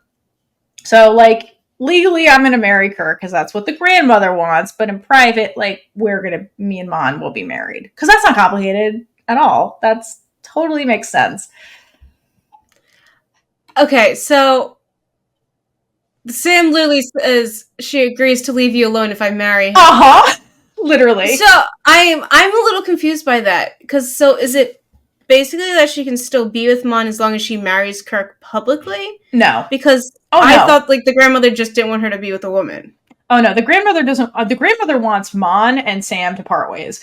I think she makes this validates what I was saying. Where I think the Grandm was going to go after Mon and her family, and Sam's like, "Listen, call off the hit, and I will marry Kirk. Leave Mon and her family alone." Because like that's the last like card the Grandmam has to play to like. If she was really determined to get Sam to marry Kirk and go down that road, she could eliminate Mon using her power, right? Her mafia boss powers. But to do that, I think would like drive a wedge between her and Sam that she can never recover from. And I think the grandmother knows that. So I think Sam's like, leave Mon alone and I'll do what you want. So I think that's why Sam's like, we would have to do all of this completely in secret, away from everything. Because if the grandmother ever found out, like I think that would cause issues. That grandmother knows everything. Exactly. This was never going to... This is Sam being delusional, where she's like, no, we can just keep doing what we're doing and nothing really has to change. And then everyone's happy, but it's like, we're gonna keep reliving this film, Sam, and you know how it ends. Like, come on. So, yeah. But the good part about this scene is that Sam is actually extremely vulnerable with Mon in this scene, and I do like that coming from her. Like, she does acknowledge that this situation is shitty, and that she is being really selfish by asking Mon to essentially like go back in the closet with her. Not that they ever fully left it, but you know, get deeper into there. And she they did get married in a public setting on the island of Lesbos. On the island of Lesbos, so everyone was okay with it. Exactly. So this is seen as a huge step backward, right, from where they were like an episode ago. And so she does acknowledge that, like, I know this is hurting you, like this hurts me too, and she's just like, I don't know what else to do at this point, because like I said, like Sam can't live without her grandmother, she can't live without Mon, and this seems to be the compromise. The compromise seems to be like, give the grandmother what she wants, marry Kirk on paper, I get you in secret. But that Sam says, like, look, this is my plan, this is what I think. This is the only thing I can come up with. Like, what do you want, Mon? Like, I like that she leaves the ultimate decision up to Mon, because she's like, I know this is a lot to ask and this is shitty, but like, what do you want? And I like that she does that. Yeah, I think it shows a lot of growth for Sam to say, it's okay if Mon can't accept it. And in the beginning of the show, Sam would have just told Mon what is going to happen and be selfish to get everything she wants. But she is giving Mon the out, even though she doesn't want to lose her. Yeah, and that's a really good point. That's a 180 from if you don't work at home with me late at night, I'm going to fire you. Like 180, right? If you don't sing or talk, I'm good. You're coming in the bath with me. Yeah, very different, right? Which again speaks a lot about Sam's growth. Exactly. So, how does Mon respond? Let's call back to the birth of Sham Sham. Mon says, I can be anything you want. Because remember, Sham Sham was, I can be anything you want, Mon. And like you brought up the clothing earlier, Kaitlynn, where you just call me Sam. Sorry, Sam. I think this is where the wardrobe kind of comes back into play, because Mon's wearing the black blazer, which is Sam's color, like you said, indicating to me, I think, that she's very wrapped up at Sam. And I think it's at the expense of herself, which was the pink, because the pink is being dwarfed by the black with the clothing. So, to your point, Kaitlynn, Mon is conforming to Sam in a way by giving up part of herself, which, like, her honor and dignity, because she's about to become the mistress and the other woman, like, if she marries Kirk, right? So, she's doing all of that to be with Sam in secret, you know, even when she's legally married, which is what Chin and Ya are doing. And I hate that this comparison came to me, because I fucking hate them, but like that's what they're going to turn into, you know? Yeah, I mean, like this whole situation's not fair to either one out of the three of them. Yeah, literally no one. It's really shitty. Because they all know about each other, which is the good thing, at least. That makes it healthier. It's still terrible. Like, the only thing that's, like, causing the situation is the grandmother at this point. Is society. Yeah, and the grandmother, yeah. But I need more information. I was going to say this at the end of 12, but I would like the spinoff where Chin's current wife realizes that he's an asshole anyway, leaves him, and then has a bisexual awakening. With Jim. And it's just, you know what? Jim? Sure. On the Isle of Lesbos? That'd be amazing. But just, like, lives her life to the fullest and is like, I don't need this dude. Yeah. And it's like, becomes a strong, independent woman, which is needed in this country to show grandmother that it is possible. Oh my god, I need this so badly. It's ridiculous. I'm with you, Kaitlynn. She deserves better. And Jim deserves a girlfriend. Okay, so the other read I have on the clothing also, I think I have an alternate one, is that because Mon is framed as like the innocent good girl, right? And like, you know, she normally wears light clothing colors, like the pink, white, things like that. So my other read for this is that by accepting this deal with Sam and choosing to like be the other woman, basically in the scenario, Mon is stepping away from the light, or like being the good girl, quote unquote, into the darkness, the black. Like by being immoral in the situation, by promising Sam this. So that's like my other kind of read on that based on Mon. Because I went back and added notes after you wrote stuff, I think it could also be that Mon has lost some innocence in a way. Oh, yeah. Before, she didn't truly know what Sam faced, and it's like life hit her all at once, and her happy-go-lucky type personality has been squashed in a way. Yes. Even though there have been plenty of times where Sam made Mon sad, they were still in a bubble where only a few people knew. Now that the grandmother knows, that bubble is gone, and life has been altered for Mon. Yeah. Oh, absolutely. Yeah. And this is kind of like, because remember when they got married, she was like, the first time on Lesbos, she was like, I hope I'm making all the right decisions. And so, and even in this conversation, like when she tells her, I could be anything, and they hug, like you can see on Mon's face that the shame of what she's actually doing, like stepping into the land of immorality or whatever, the shattering of her innocence, like it's fracturing her. Like you can see the conflict all over her face, you know? Which is exactly what you're saying. Like, this is not... Mon did not make this decision lightly, right? And it shows the extent of which she loves Sam and how much she's willing to, quote, be anything, you know, even at the expense of, like, herself a little bit. Which, not super healthy, but, like, I understand. Like, it's just, like, she can't live without Sam either is kind of, like, the point. Yeah, and this is... With this relationship, is, like, the first time we really see Mon bend to like she's not the people pleaser, but this is the first time she's like her once she's putting them aside for Sam. But that also makes it sound like she's selfish, which she also isn't. But you know what I mean. Basically, she's willing to sacrifice part of herself, like her honor, dignity, her innocence, for Sam, because what brought her to this house? Like she was so worried about Sam. She's like, I'll give you anything you want, Sam, just so you're happy again. Like.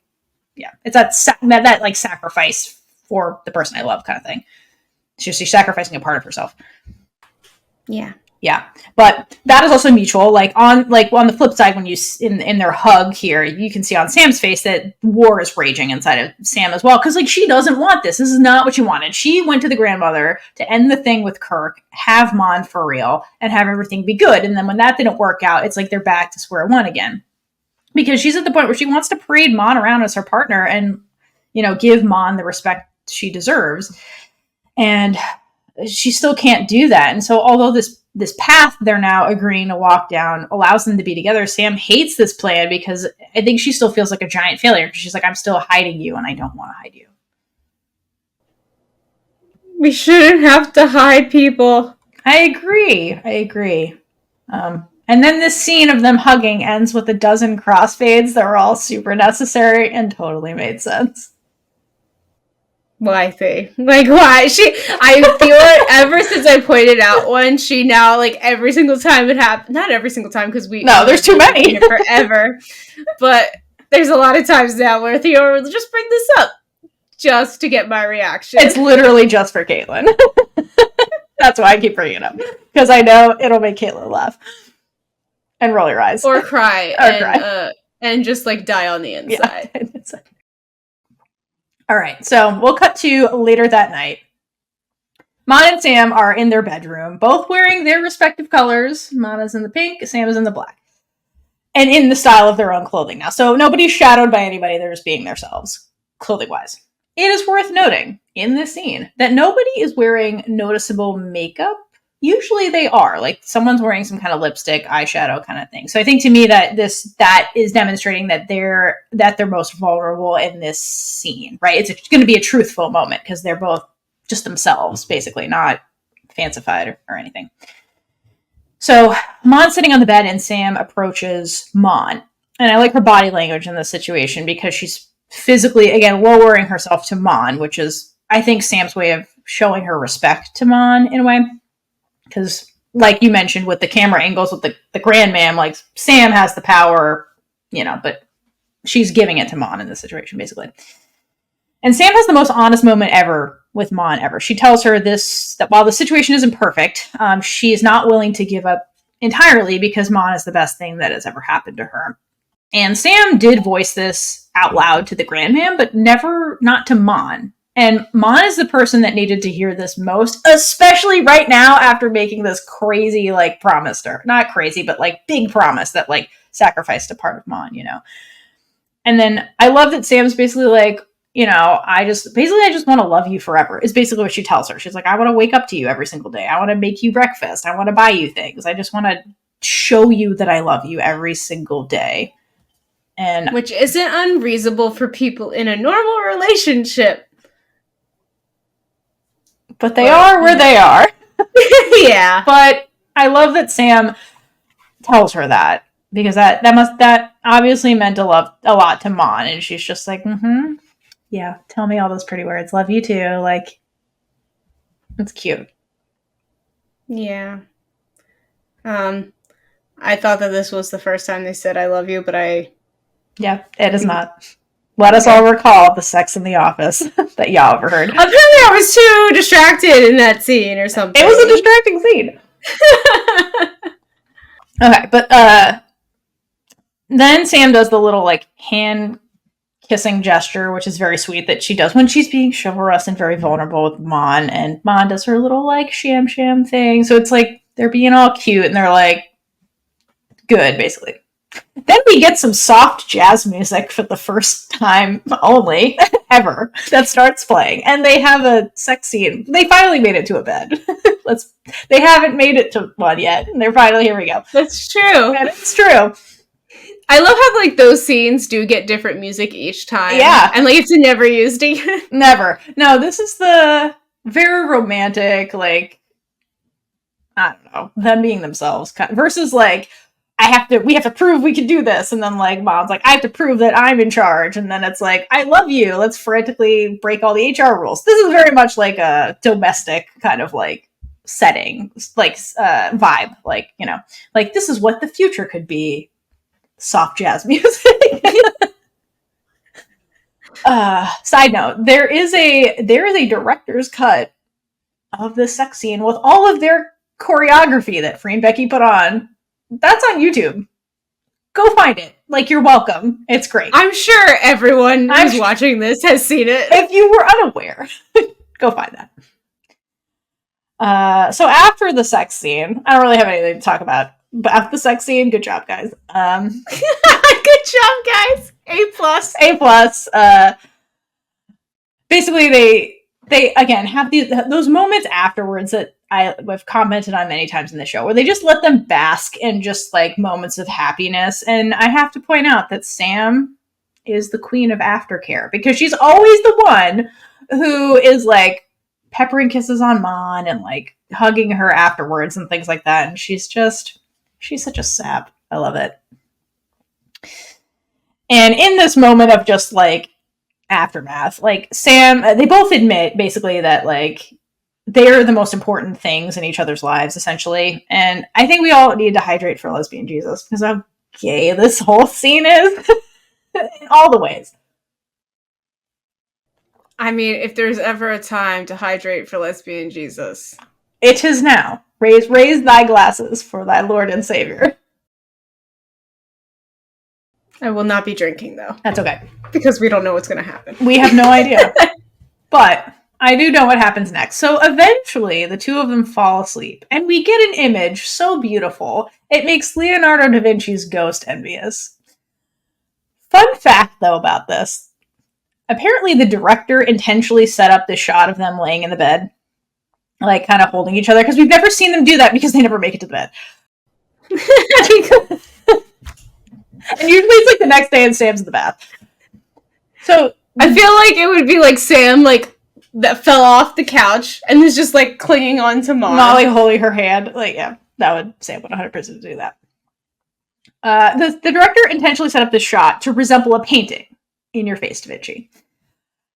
So the actors were deliberately posed like this, and they like set up the room to be like give a Renaissance vibe, I guess.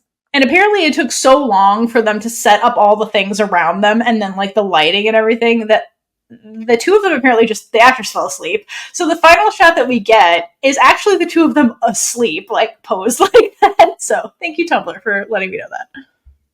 That's very interesting, but I'm very curious why they didn't set up everything as much as possible first, maybe with them just like even laying down instead of having to hold one position forever, because I mean, they could have already set some things up, but for them to have to stay in one position and not move for that long that they fall asleep.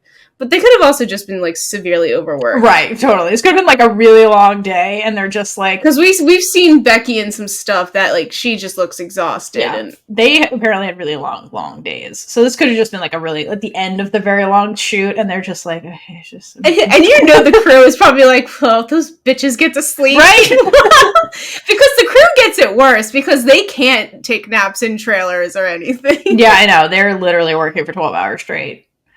16. Or longer, yeah. Yeah. So, anyway. So, some other things about this shot. Again, it's the first time we ever see them falling asleep entwined as the audience, so soak that in. Fun fact, like, fun thing about this is that, like, if you look at them, no one made it under the covers, like, at all. So, love that for them. They're just, like, just gonna sleep like this. But it could also be because they didn't feel like they needed to cover themselves anymore because they're being who they are. That is true. Our love cannot be contained. I like that. Great job, Kaitlynn. Other thing I want to note is the pillows. We've seen these pillows in Sam's room, but the ones with the roses on them. So they deliberately have two of them in the shot. In the upper left and then the right. And it's a combination of their colors. It's a black background, and then there's pink roses. And which I love. So it's their colors. And then it depicts flowers. So flowers like can symbolize basically growth or new beginnings. So like you said, like maybe this is they're like, hey, we don't have to hide, we can be ourselves. Maybe this is a symbol of a new beginning in a certain way. And there's two candles because of course there are. Sam cannot have a super romantic moment with Mon without fucking candles. Sam is Alexa Comtriku fan. Like it's just there's too many signs. And then this is the first time I noticed that Sam, like the sheets, like the bed cover sheet, it has little stars on it. And I never really noticed that before, which I think is just really cute. So like Sam's like a little dreamer at heart. And I think that's adorable. Anything else about the painting?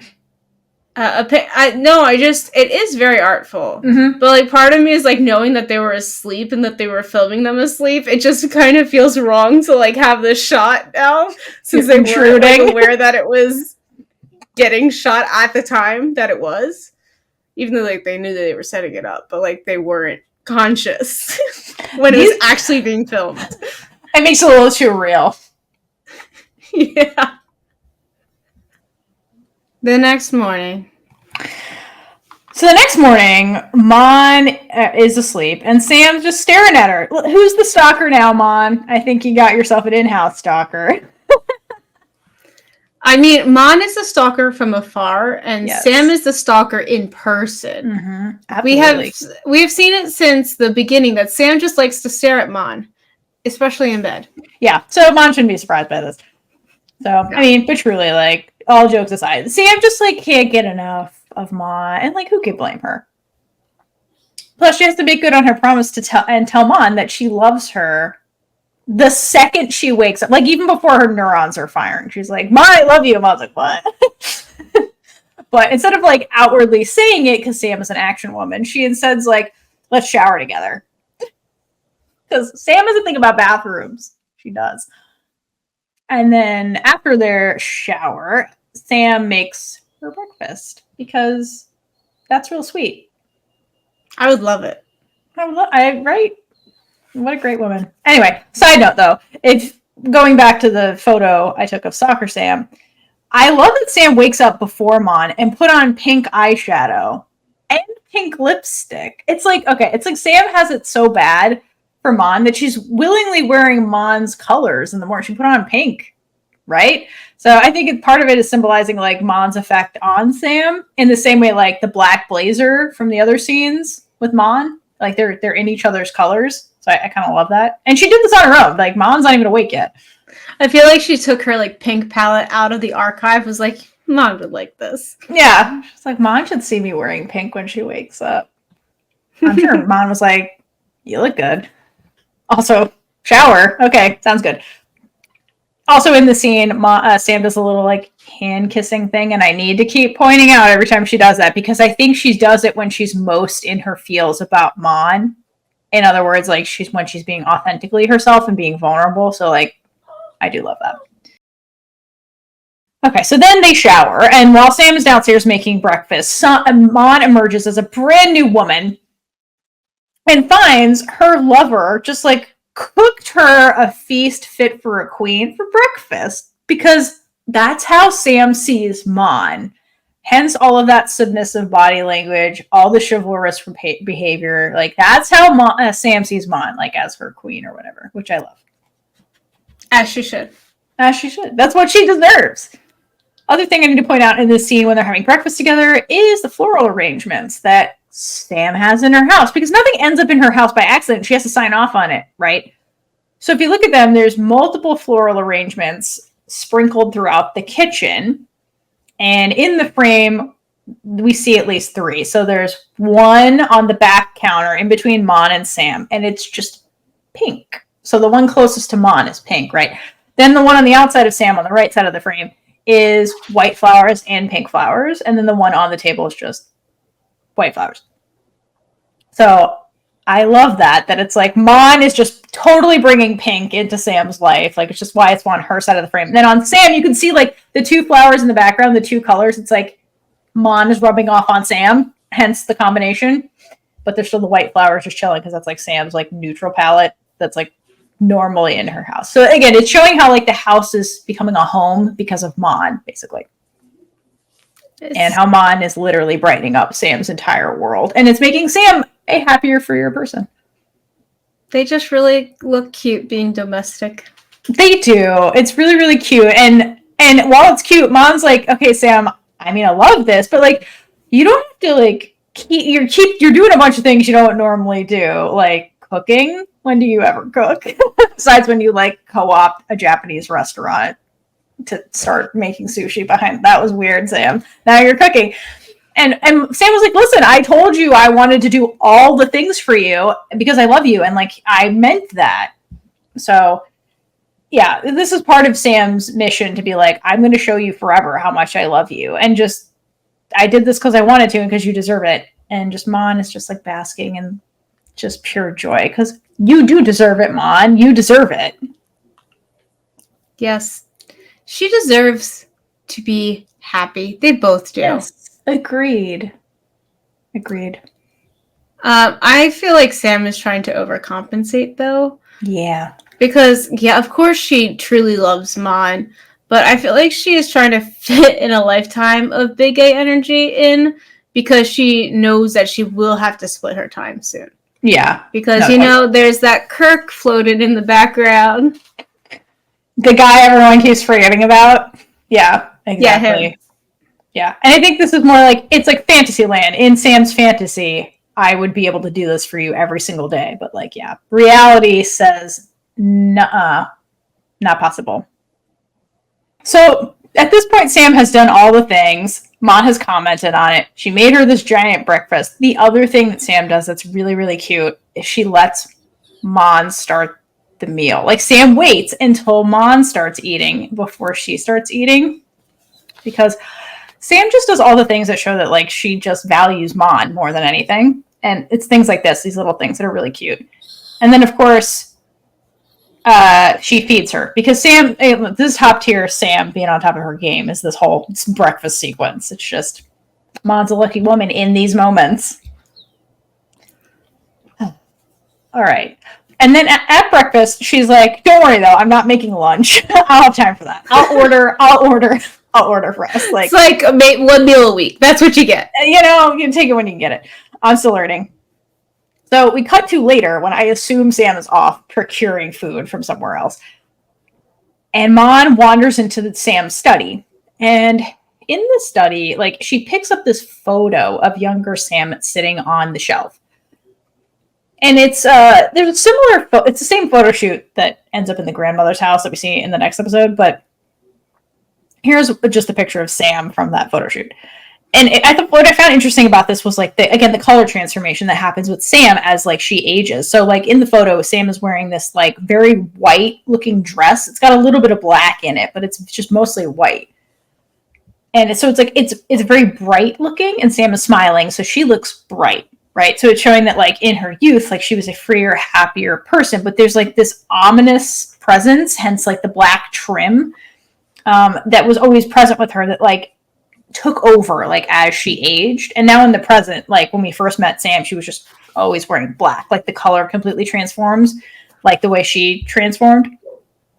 And so, again, kind of, like, showing again the way, like, Mon is changing everything by just, like, brightening up, bringing Sam back to that, like, bright state that she started with, like, many, many years ago. And so I love the commitment of the creators to, like, the color coding and throughout the series, like, not just, like, from the beginning of the episode, from the beginning of the series to the end, but just the way they even stick to it in, like, flashbacks and things like that. I just shout out to the wardrobe and everybody. Like, the commitment is, wardrobe was definitely paying attention to it for sure. All right, side note, the shelf on which Mon found this photo is, like, the saddest shelf I've ever seen. Like, when she goes into that room, because you don't really see a lot of Sam's house, but in this office, like, looking at the shelf, it's a massive shelf that takes up the whole wall. There's, like, 3 things on it. It's like, it's so sparse. It's almost like Sam has, like, no hobbies or anything really in the house that brings her joy. It's just, like, generic looking. It's just sad how really lonely Sam, like, really was all these years. Like, the house, like, it looks like nobody lives in it. It's like an Airbnb. Like we said in a previous episode, though, this was all rented. Yeah, like, I mean, except the photo, because that'd be really weird if she could rent that photo of herself. Maybe the frame. Rented it. Mom would have 50 of them. Like, this is my food budget for the week, but I need to see Sam. I mean, all these photos of Sam. For reasons. Yuki, it's not weird. Okay, Mom. But yeah, Sam's house is just it's just void of anything. It's just really sad. Like, she was really, really alone, you know? Mm-hmm. Okay, on the shelf too, Mon, besides looking at the photo, she also picked up this book. And if any heroes out there know what the book is, can you tell me? Because, like, it's in Thai, so I don't know what it is. And the reason I want to know, because, I mean, I want to know all the things, but the reason I really want to know is because, like, Mon starts thumbing through the pages and starts smiling when she's reading it. So I'm hoping it's something that is either whimsical or fun, or something that's like, wow, Sam has this? I can't believe it. How cute, kind of thing. Because, like, the only books I've ever seen in Sam's house that have, like, English on them are, like, learning English, basically, or, like, business-looking books. So I'm wondering if this was, like, a fun book versus, like, serious business Sam. It just seems different based on Mon's reaction. I'm curious what it is. I tried so hard to look this one up. The only things I could find were Bibles and, like, those graduation diplomas, because I, like, reverse searched it. So, like, you know how, like, diplomas have, like, that gold in the center? Yeah. That's what came up. Yeah. It's a nice looking book. Maybe it's a book of poetry, a book of fiction. I don't know. I'm curious why Mon was smiling. So maybe it was just, like, a queer encyclopedia. That's just, right, like, hidden. Right. I wonder if it's something unexpected where she's like, Sam has this? That's why, like, put it in the comments if you know what it is. I'm just curious. Okay, so while Mon's doing this, the doorbell rings. And once again, Mon's like, the doorbell, it's Sam. Like, why would Sam ring her own doorbell? I no, but Mon falls for it every time. She's like, it must be Sam. But it's Kirk, because why would Sam bring her own doorbell? Anyway. Because, Kirk makes more sense. Literally anybody makes more sense than Sam. And so she gets to the door and she's like, well, this is awkward as fuck. Well, Sam's not here right now, Kirk. You should probably come back some other time. And he's like, awkward, Mon. I'm here to see you. And love that he knew Sam well enough to know there was no way in hell she was going to give up Mon. So the fact that he came here looking for Mon, he's like, she's still going to be there because Sam's not going to walk away from this woman. So I do love that. I have to say, if I was Mon, after the last time that this happened, I'd be scarred and scared because of this doorbell. I would have gone immediately into hiding. I would have uninstalled the doorbell. Right? It could have been the Grandm again. God damn it. With her hitman, because she's a mob boss. A mob boss, not Mon boss. Mon boss is in the house, running the house. Kirk knew that. He's like, I'm here to see you, Mon boss. Let's be real.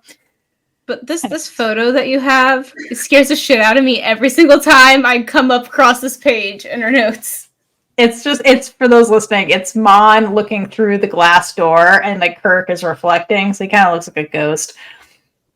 Oh, no, she's on the outside though, because she's not behind a window or door or anything. Because Is it behind her? Yeah, it's behind her. Okay, then it's behind her. Never mind. Because it looks like he's behind her and just looming. It does. It is creepy. I don't like it. Kirk was dead the whole time. Oh my god, plot twist. Plot twist. Anyway, speaking of ghosts, Kirk tries his hardest to spook Mon away from Sam. Because he's like, obviously Sam wasn't going to do this on her own, so I have to be the bad guy. And he's like, look, I understand you guys love each other. Sure. He's like, and if you keep seeing her after we're married, then it counts as cheating for real. Because no one counts this. The definition of cheating in this show is very interesting. I know. What is it? Socially acceptable cheating versus immoral cheating. There's different kinds of cheating, apparently. But he's like, look, and I'm cool with it or whatever, sort of, because it makes Sam happy. But he's like, once we're married, everybody else is going to find out about this and then think you're a homewrecker. So, you don't want that. And Mon doesn't.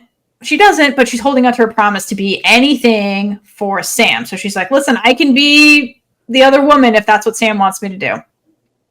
And Kirk's like, God damn it, I was hoping that would work. That would have worked because you're the innocent one, Mon. And he's like, fine, I have to try something else. So he jumps next into homophobia. He's like, okay, you don't want to be a homewrecker? How about homophobia? Let's try that card. And he basically tells you, look, he's like, if you guys keep doing this, this gal pal stuff, there's too many haters out there, for this relationship to exist. It's going to tarnish both of your reputations and you guys are going to be miserable. He's like, so please walk away from Sam so she can have a normal, happy life with me. And then you could do the same thing with some other man, right? Because, what's normal? Dead marriages, people don't like each other, but one's a man and one's a woman. That's normal and totally fine. But you and Sam, the world would never understand. Never. No, it's if you had your own show together, no one would watch it. Nobody would ever watch it and spend hours upon hours talking about it. No one would do that. No one. Okay. But really, this conversation to me, based on all of Kirk's behavior, this conversation has the Grandm written all over it. Because he's saying the exact same things that she was saying to Mon. But since he knows Mon on a personal level, I feel like it's implied that he can play into her emotions a little bit more because there's a connection there and thus be more successful in manipulating her. Because the Grandm was trying to do that by threatening her. And then Kirk's here saying the same thing, playing on the emotions. You know what I mean? Yeah. I mean, I have a really hard time figuring out if Kirk is a good person or not. Totally. It feels like he is playing everyone. Yes. If he truly wanted to be wanted Sam to be happy, he would be there to talk to both of them, not just Mon, and figure out how to get them to have their Hannah Montana life. I totally agree. Why isn't he having a heart-to-heart with Sam? I understand that, they had a giant fight about Mon, but that's because he was trying to undermine her and control and manipulate her without talking to her, which is Sam's whole deal is like, people stop trying to control me. Like, whereas Mon is the only person who doesn't do that. Mon is like, what do you want, Sam? Like, I feel like perhaps at this point, Sam still has Mon. If he came over and talked to both of them, maybe Sam would be more receptive to that conversation. You know what I mean? Especially if Mon's there. Like, I agree with you. I can't suss out. Kirk is really hard to suss out because, like, yeah, he'll say, like, I love her, and then he's constantly going behind her back and doing things. And it's like, yeah, for, quote, a good reason. But it's like, if you really had this relationship with Sam, I mean, like, not romantic, but like a relationship, like it's implied they've known each other for a very long time. It's implied by the grandmother they were childhood friends. They know each other on some level. You know, they started the company together. Like, why can't he just talk to Sam? Like the way Nop talks to Mon, you know what I mean? I don't understand him. Yeah, me neither. I really don't understand Kirk. It's constant. He's like 180 constantly. Says one thing, does another kind of character. So I don't know. When it's like good for him. Correct. Yeah. And it always seems like it's in the interest of Kirk a lot of the times. So it's just bizarre. But because he's got the mask of like, I'm the good guy. I'm the good guy. But it's like, because he's told he's the good guy. Right. And I think he believes so much that he's in the right and doing what's best for Sam. But it's like, are you though? My fire alarm's going off. Don't let your house burn. So in this conversation, Kirk whips out the wedding invitation. He's like, final card. He's like, okay, so emotions didn't work. Homophobia didn't work. How about evidence that we're getting married? Does this do it for you, Mon? And so she gets the invitation. And like, there's something about knowing Sam's going to marry Kirk. And there's another thing about like seeing definitive proof that this is happening that really gets under Mon's skin and has her reliving all of the trauma. Because, like, here's some tangible evidence that, like, this thing is happening.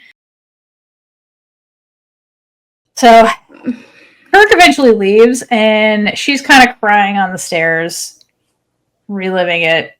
And they do this weird thing when this is the weirdest flashback to me, because, like, Kirk, she has a conversation with Kirk, then he leaves, then she's on the stairs, and then relives the conversation, but then it extends the flashback. It's so weird. It's like back-to-back scenes, too. And I'm like, why couldn't you just play out the whole thing, then have her be sat on the stairs? Interesting editing choice. I don't fully understand it. But I was like, this happened. This was 5 minutes ago. It doesn't matter. It was just the weirdest one. Anyway, while she's crying on the stairs, Neung calls because she ran out of money, and, like, the Isle of Lesbos is expensive. And so she's like, Hey, Mon, I got your line number. Please be my new... You're dating my ATM. Can you tell my sister to send me a bunch of money because I'm broke? The audacity. Mon doesn't answer. I did not realize that they gave you the approximate amount in US dollars. Yeah. Well, that negates my entire research later, so we'll skip over that section. Oh, sorry. She basically has it for like $300. And Mon just doesn't it because like it's important the amount because Sam is like doubles it. Like she like increases it by like 10%. And I was like, damn, I didn't ask for that. Anyway. No, it's it goes from so really it's like 270 or 280 right now. So it actually goes, you add a zero onto that. That's how much she increases it. Yeah, like 10 like or 100, 1,000, whatever. Yeah, she goes from like $300 to $3,000, like in this translation, basically, where she's like, "Damn, I just needed $300. You're gonna give me 3,000." Yes. She ups it by I meant a tenth in terms of like a decimal point. Got it. My bad. She adds a zero, and she's like, "Yeah, damn, I'm dating that ATM. Good perks." Anyway, so but Mon's distraught and doesn't hear any of this, and it doesn't really answer. And I was like, just kidding. I don't need money. I don't need money. I don't know how you're doing. I mean, how are you in the Horn Fuzzy? How's it going? And she's like, I bet all the money that I don't have that she didn't tell the Grandm anything. And so Mon, because it's true, Mon just sobs on the phone. And she's like, look, your sister's about to marry Kirk. And like, I don't know what to do anymore. I don't know what to do. And Neung gets her I told you so moment. She's like, listen, I told you, if you're not strong enough and not selfish enough, this love is going to fall apart. And truthfully, I don't think either Mon or Sam has it in them to act 100% of their own self-interest like Neung did. But for all her faults, Neung does care about Sam, like in her own way. And so after hearing this, she's like, give me Sam's phone number. Like, I'll take care of this, basically. I mean, she definitely does care about Sam, but she just doesn't understand Sam's attachment to the grandmother. Oh, for sure. And I feel like that's what is really causing the wedge between them, since Sam is still being controlled by the grandmother. Neung is keeping her distance because if she were to keep in contact with Sam, all she would be telling Sam is to let the grandmother go. Yeah, because like that, it's like when you talk to your friend and like they're constantly complaining about a relationship. I'm like, just break up with him. Literally, that would be Neung's answer for sure. Okay, so now that Neung has Sam's phone number, she calls, and Sam proves that she's a millennial. Sam proves she is not a millennial because she picks up a phone call from an unknown number. Sam, you better text me before you call. Right? Who picks that up? And she regrets it instantly because it's Neung, and Neung is just reading her to filth immediately about how she's mishandling the Mon and Grandm situation. My tactic for the phone number thing, though, because people don't text before they do it, is to look it up on Google. If there's no info, then I am not answering because nobody like personally calls me that like I have their phone number. So if it's a business, I better have like a good reason to pick up your phone call. Luckily, I have the vet as saved as the vet, so now I know to pick it up. Because like after the 100th time of me looking up, like, oh, I should probably put that in my phone. That's so funny. Sam would never. All right, so back to Sam. So Sam, like, again, Neung is basically like, I hear your relationship's falling apart and you're not doing anything about it. And remember, the last time they talked was on the Isle of Lesbos after they just got married. So Sam's like, do you have the FBI watching me? Like, how do you know all of this? Because her grandmother can and has had FBI tracking them. She's like, not out of the realm of possibility. And she's like, listen, I don't know how you know all this, but listen. She's like, don't worry about it, Sam. Just know that Mon's about to walk away from you forever. So Sam obviously takes that really well. Because who wouldn't, right? Right. Sam's such a calm, level-headed person. Yeah. My favorite part is Sam, upon hearing that nugget, turns off the phone and like beelines out of she leaves during the workday to go get Mon because fuck the company. And my favorite part is that after Sam hangs up, Neung's like, by the way, sister ATM, can you give me money? And like the phone already hung up, so I love that. All right, I won't go into my research, but it's not an outrageous amount of money, but it's still odd to ask someone who you barely talk to for money. Absolutely. Yeah.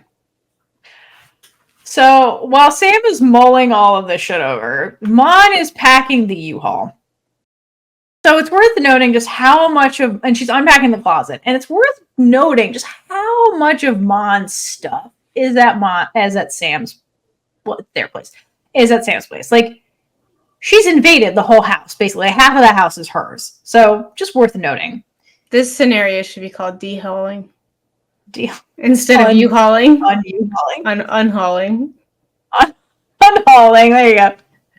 After Mon unhauls, she's sadly reminiscing over their greatest hits. So we get a montage of every moment they've ever had in this house as Mon is like saying a silent goodbye to like their room, and then she goes downstairs. Because it's like Sam died. It is. It's the end of an era.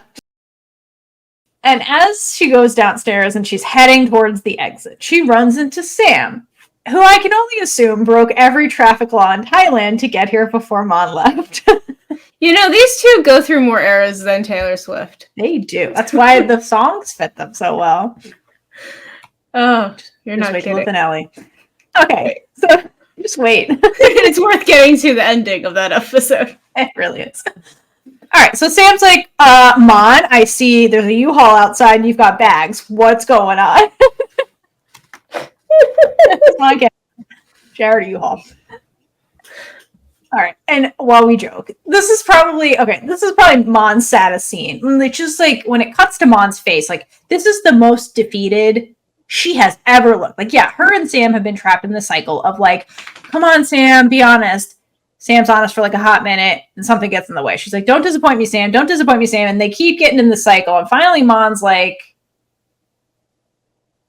what are we doing? You know. She looks dead inside. And Sam is at her most desperate at this moment to get Mon to stay and like stick to the plan. She's like, we have a plan, you gotta stick to the plan. I'm not letting you go. And Mon is so upset she doesn't answer for a while. And I think the fact that Mon's not actively fighting or saying anything scares Sam a lot. So her voice drops and starts to get a little shaky because I think she's nervous. And she asks her again, she's like, Mon, please, I'm begging you, please stay. Again, Mon says nothing. So that's when Sam physically lowers herself, like gets on her knees and like clings to Mon and begs her not to go and starts saying, I love you over and over and over again. And Mon is still statue, silent. Finally, Mon asks Sam to let her go. Like physically in all the ways. And to me, this is the bravest thing that Mon ever does. I think this takes an insane amount of courage and resolve because Mon's done. Like she's at the point where she's like, we got to break the cycle and we need to change something. And so she's doing what she thinks is right in this moment. She's like, you're marrying Kirk. There's no getting out of this. Like she's trying to be the strong one for both of them. Because Sam is weak in a lot of ways. You know, she caves very easily. And she wouldn't have to do any of this if Sam was a braver person and was able to really negotiate with the grandmother. She gets there eventually. She's just not there now. But obviously, Sam isn't going to let Mon go that easily. So she keeps begging Mon until Mon's like, get off the floor. Like she lifts her off the floor. And then when Mon finally starts talking, she launches into this very emotional speech where she tells Sam, she's like, listen, you need to be out there living your best life. Because I think what Kirk said about, like, you guys are going to struggle together. And, like, Sam's not going to be happy because, like, no one's going to accept this. So I think that got to her. His manipulation worked. And she's like, listen, you deserve to have the best life ever. And, like, if I'm in the picture, I'm going to be holding you back from that. And Sam's really confused. She's like, what are you saying? Like, I thought we promised we were going to fight together for this relationship. I feel really bad for Sam, though, because, I mean, there's a lot of things. But for this, there are quite a few times where she leaves Mon and everything is fine. She's so happy and she goes to work or somewhere, just so happy. But then when she goes back home, back to Mon, all hell broke loose in the meantime. And Mon is upset and, like, left. And because, like, someone got to her. And once they resolve this, Sam is going to be like, once they resolve this, Sam's going to be like, I am never leaving this bitch alone again. No, that gets mutual by the end. And Mon's like, I'm never leaving you alone. Because anytime we're alone, shit happens. And I'm glad you said that because to me, like, I think a lot of people and like us too, like you focus a lot in the beginning on the communication. Communication is bad with them. It's more obvious with Sam, but Mon also does it too. Because like you're saying, like Mon will leave Sam in these positions where Sam's in the dark and she's like, I don't know what's going on. Mon's just disappeared. Like she could just text her like, your grandmother came over and talked to me. I need to get out of the house. Right. So Mon does it too. Like, yes, they're heightened emotional situations, like not negating that, but they both do things like that where they're like, I'm not like, they don't communicate when they're in these like heightened emotional states. And that leaves the other partner in the dark. And they're like, what the fuck happened? Like, she's missing. Did she get abducted? Yeah. The grandmother put a hit out? Like, what happened? Like, they should be able to run to each other in these situations, but they always run apart. Yes. Yeah. Well said. Exactly. Therapy, fuck you, guys. Therapy. Therapy. They all need therapy. Which I think everyone needs therapy has to be the title of this episode. That's the title of this episode. All right. Yeah, exactly. All right. Okay. So, what was I saying? All right. So, okay. Sam poses the question, didn't we promise that we would fight together? And while that's true, they did make that promise.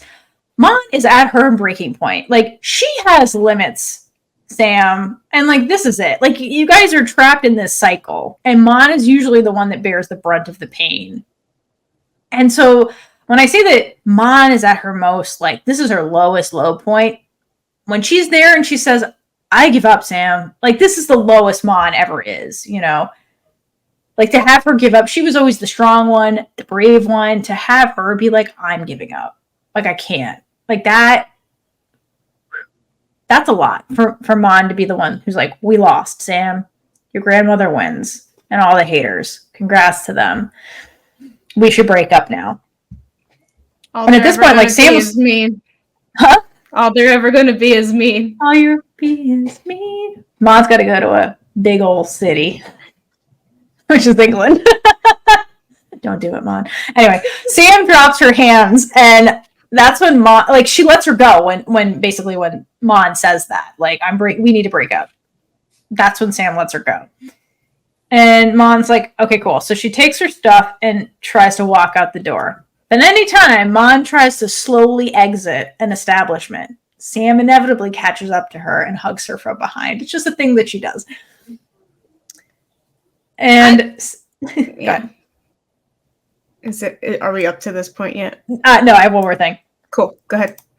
So before she can leave, Sam grabs her from behind and basically is like, no, listen, there's another way, Mon. We can't break up. There's another way. She's like, I vow to, like, woman the fuck up and take a firmer stance with my grandmother. Like, there has to be another way than you leaving me.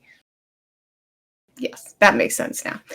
I really hope one day Sam is strong enough to advocate for herself right away. Because we see, even throughout the whole series, like, it doesn't change even when we get to the ending. Because jumping ahead, because if you're listening to this, you've seen the whole thing. The grandmother is still the reason why they get back together. Because they're like, remove the barriers, the boundaries, or whatever the word is. And so it's still not Sam. So, like, I want her to be able to say what she needs right away without just catering to others. Yeah, I agree. It's always like somebody has to give Sam permission. You know what I mean? Or like be like, or initiate what Sam wants, usually, versus Sam being the one who just, like, goes for it. Yeah. Okay. So that's where they're at. And let's be honest, Sam cannot handle this on her own, like the confronting of the Grandm for real. So she calls in reinforcements and then bribes send reinforcement because it's Neung. She's like, listen, sister, love you or whatever. I will up your ante. Here's $3,000. You wanted 300? I'll give you $3,000. You have to come help me battle the Grandm, though. And I was like, God damn. I mean, that's a lot. That's a lot of money. I haven't sold a painting in a year. I want the money, but I also want to avoid PTSD more, so I'm not doing it. And Sam counters with that, and she's like, speaking of PTSD, dear sister, if you don't want me to end up like Song, remember our other sister, then you'll help me, because I'm serious about this, and I'm fighting, but I need help. Like, you have to help me. You're the only one who can help me. And then she hangs up on her sister before she can answer. Dun, dun, dun. I don't really know how the sister could have helped her. Like, I don't understand why they called her in the first place. I think Sam's like, well, I don't know how to do this. Here's the only living human that has actually successfully done this. Because Sam's feels like she's not strong enough on her own. So maybe she's like, if Neung was with me, I'm more likely to succeed. Because anytime Sam is alone with the grandmother at this point, she's like, I'm going to give the grandmother what she wants. I made the promise to her first. I was never going to leave her. So maybe if Neung's there, she can help me. All right. I guess. Also, this bitch needs money and I need a favor. So Sam is a good businesswoman, I guess. I don't know. She makes some pretty shady some questionable decisions. So I don't think so for real. But anyway, so that happens. Later that night, Sam, Mon, and Lady Duanpin arrive at the palace. And they're waiting for Neung, but it seems like they're about to get ghosted. And so Sam's like, I need to do this. It's now or never. I can't wait for this bitch. So she goes inside alone, which was a huge mistake, because I think that's why she called Neung. She's like, I don't know if I can do this on my own. But then when it's apparent the sister's not going to show up, she's like, all right, Mon, I got to do this alone. Wait here. You don't split up. That is the first rule of horror movies. Do you not understand that? Well, Sam is too afraid to watch a horror movie, so no, she doesn't know that. She watches romantic comedies. No, she'd watch a horror movie one time and, like, handcuff Mon to her, be like, "You're never leaving my side." Mm-hmm. Mon, that's actually how you get Sam to never leave you. Make her watch a horror movie with you. She'll never leave you. All right. She'll never be able to. No, literally. All right. So Sam is clearly very nervous about this. And so is Mon. Like, when they're outside, kind of waiting for Neung, and Sam's like, I guess I got to go in there myself. Mon, like, glances up at the house, like this big, imposing building. And then she's like, okay, almost like, I understand how scary this is. And then after doing that, she, like, looks to Sam and is like, well, thank you for doing this for me. And I do love how Mon is there to comfort Sam before she goes in. And I think that does help Sam, at least when she gets in there, to stand up for herself, because Mon's support is still kind of like with her freshly when she first walks into the palace. So what happens inside? So inside, Sam interrupts the Grandm and Kirk picking out jewelry for the wedding. And I love how uninvolved Sam is with the entire wedding and how she's so mask-coded even in her relationship with Kirk. All right, so Kirk and the Grandmam are scheming about the wedding, and Sam ends this, but she's like, I'm not marrying Kirk. Like, just doesn't say anything about all the work they're doing. She's just like, this isn't happening. Fuck this shit. Dramatic gasp. From the room. And Sam is clearly nervous here, but she still gets through it. Like, give her credit. Like, she is being brave here. And she basically tells the Grandmam, like, hey, your way is not the only way to live, and I want to live my own life. And, like, this, whatever this is you're planning with him, this is not what I want for my life. And just like Sam, the Grandmam takes this real well. And instead of, like, owning the fact that she's trying to control Sam, she deflects her failures onto Mon. Where she's like, is that woman the reason you're being so aggressive towards me? Like, again, not listening to what Sam's saying. Sam's like, look, I don't want this. Him, I don't want him.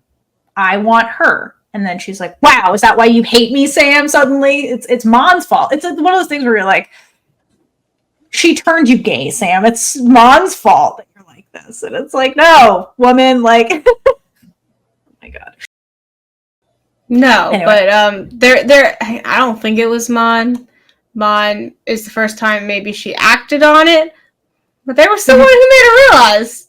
Yeah, exactly. But was not the cause. I do love the irony where she's like, in the prior scene, I think she was like, the Grandma was like, Sam, I'm not going to let history repeat itself. Here's song part 2, right? Yeah. Good job, Grandma. Fun fact, though, Grandmam. For history not to repeat itself, one must learn from their past mistakes and then change their behavior and not do the same thing, but more aggressively, which is what you're doing. And also what Sam does. They're very similar. Because it's not just the same thing. She does it even more aggressive. She added aggression. It's different.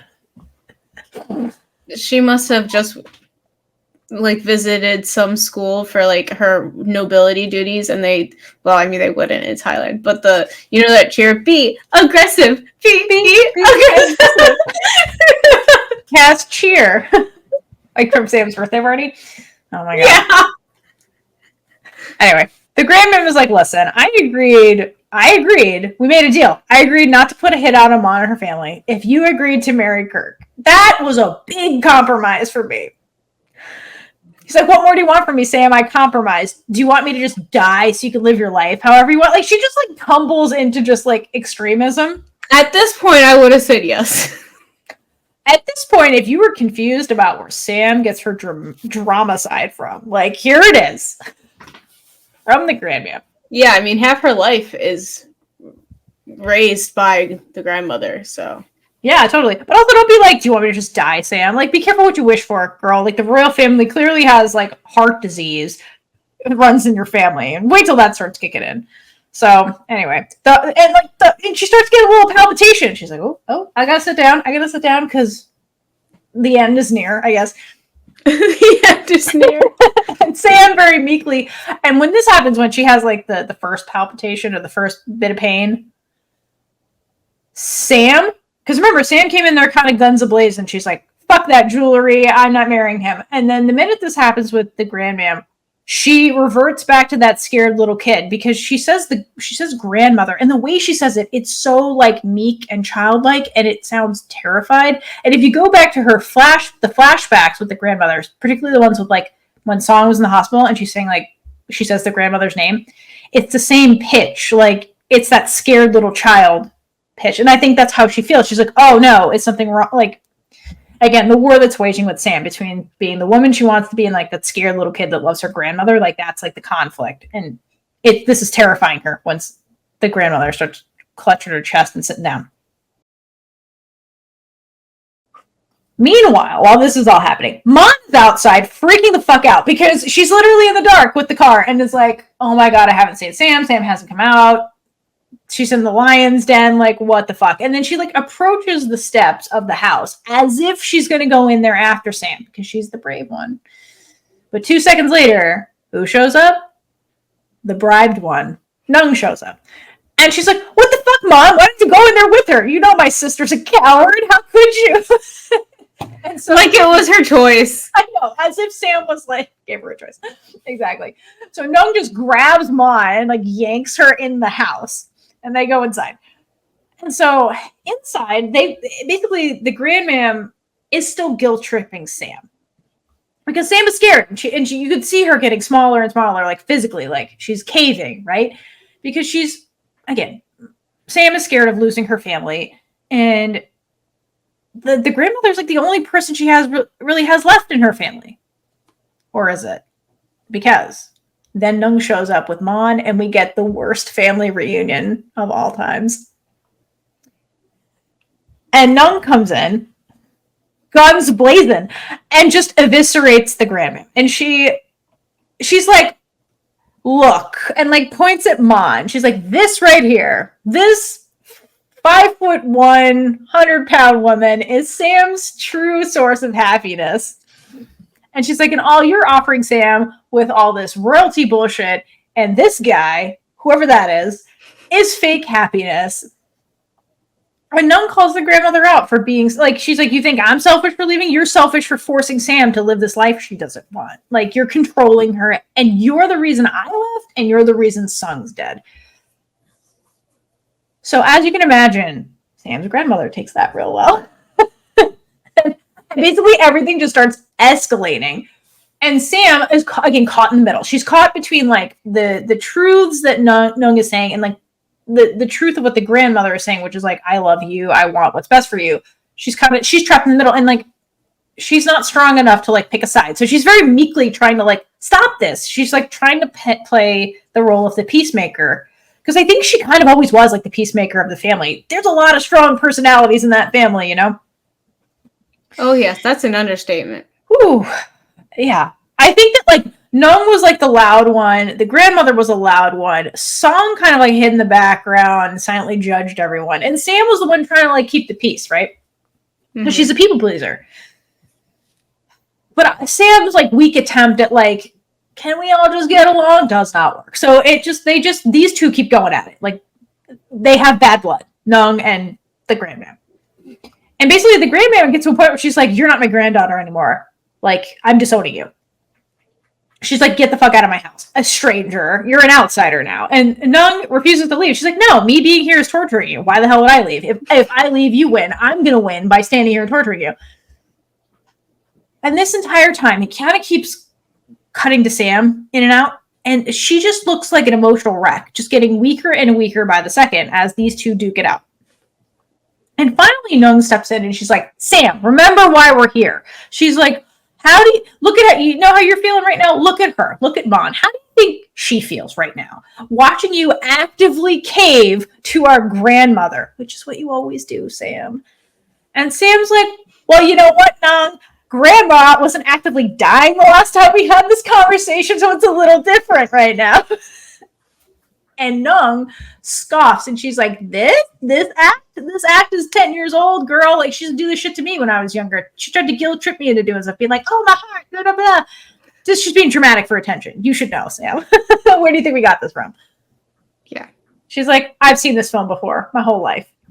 She is not her homeland anymore. No, she's not. Neung is in exile, let's be real, by choice. Oh, gosh. Great song if you don't know it. It's a great song. Go listen to Exile by Taylor Swift. If you pick up any song from this show, from our show, go do that. All right. Then Neung says the thesis of the show. She's like, the rule of the game of life is you must learn to love yourself. Which, yes. But also, Neung, everyone in this room just needs therapy, and that would solve a lot of these problems that you're all having. That's true. And if you just look at Mon's little face, like Mon is like, this is torture for Mon to watch all this, because like Sam, like she can see how much this hurts Sam. All right, she's like, Neung's like, okay, whatever, enough. This is all bullshit. She's like, Sam, I'm here to make sure that you take control of your own life. So do it. Take control and get out of here. Like, take Mon and leave. And Sam hesitates. And because she's staring at Mon, she's like, should I choose Mon? Should I choose? Now she's at the point where she has to choose.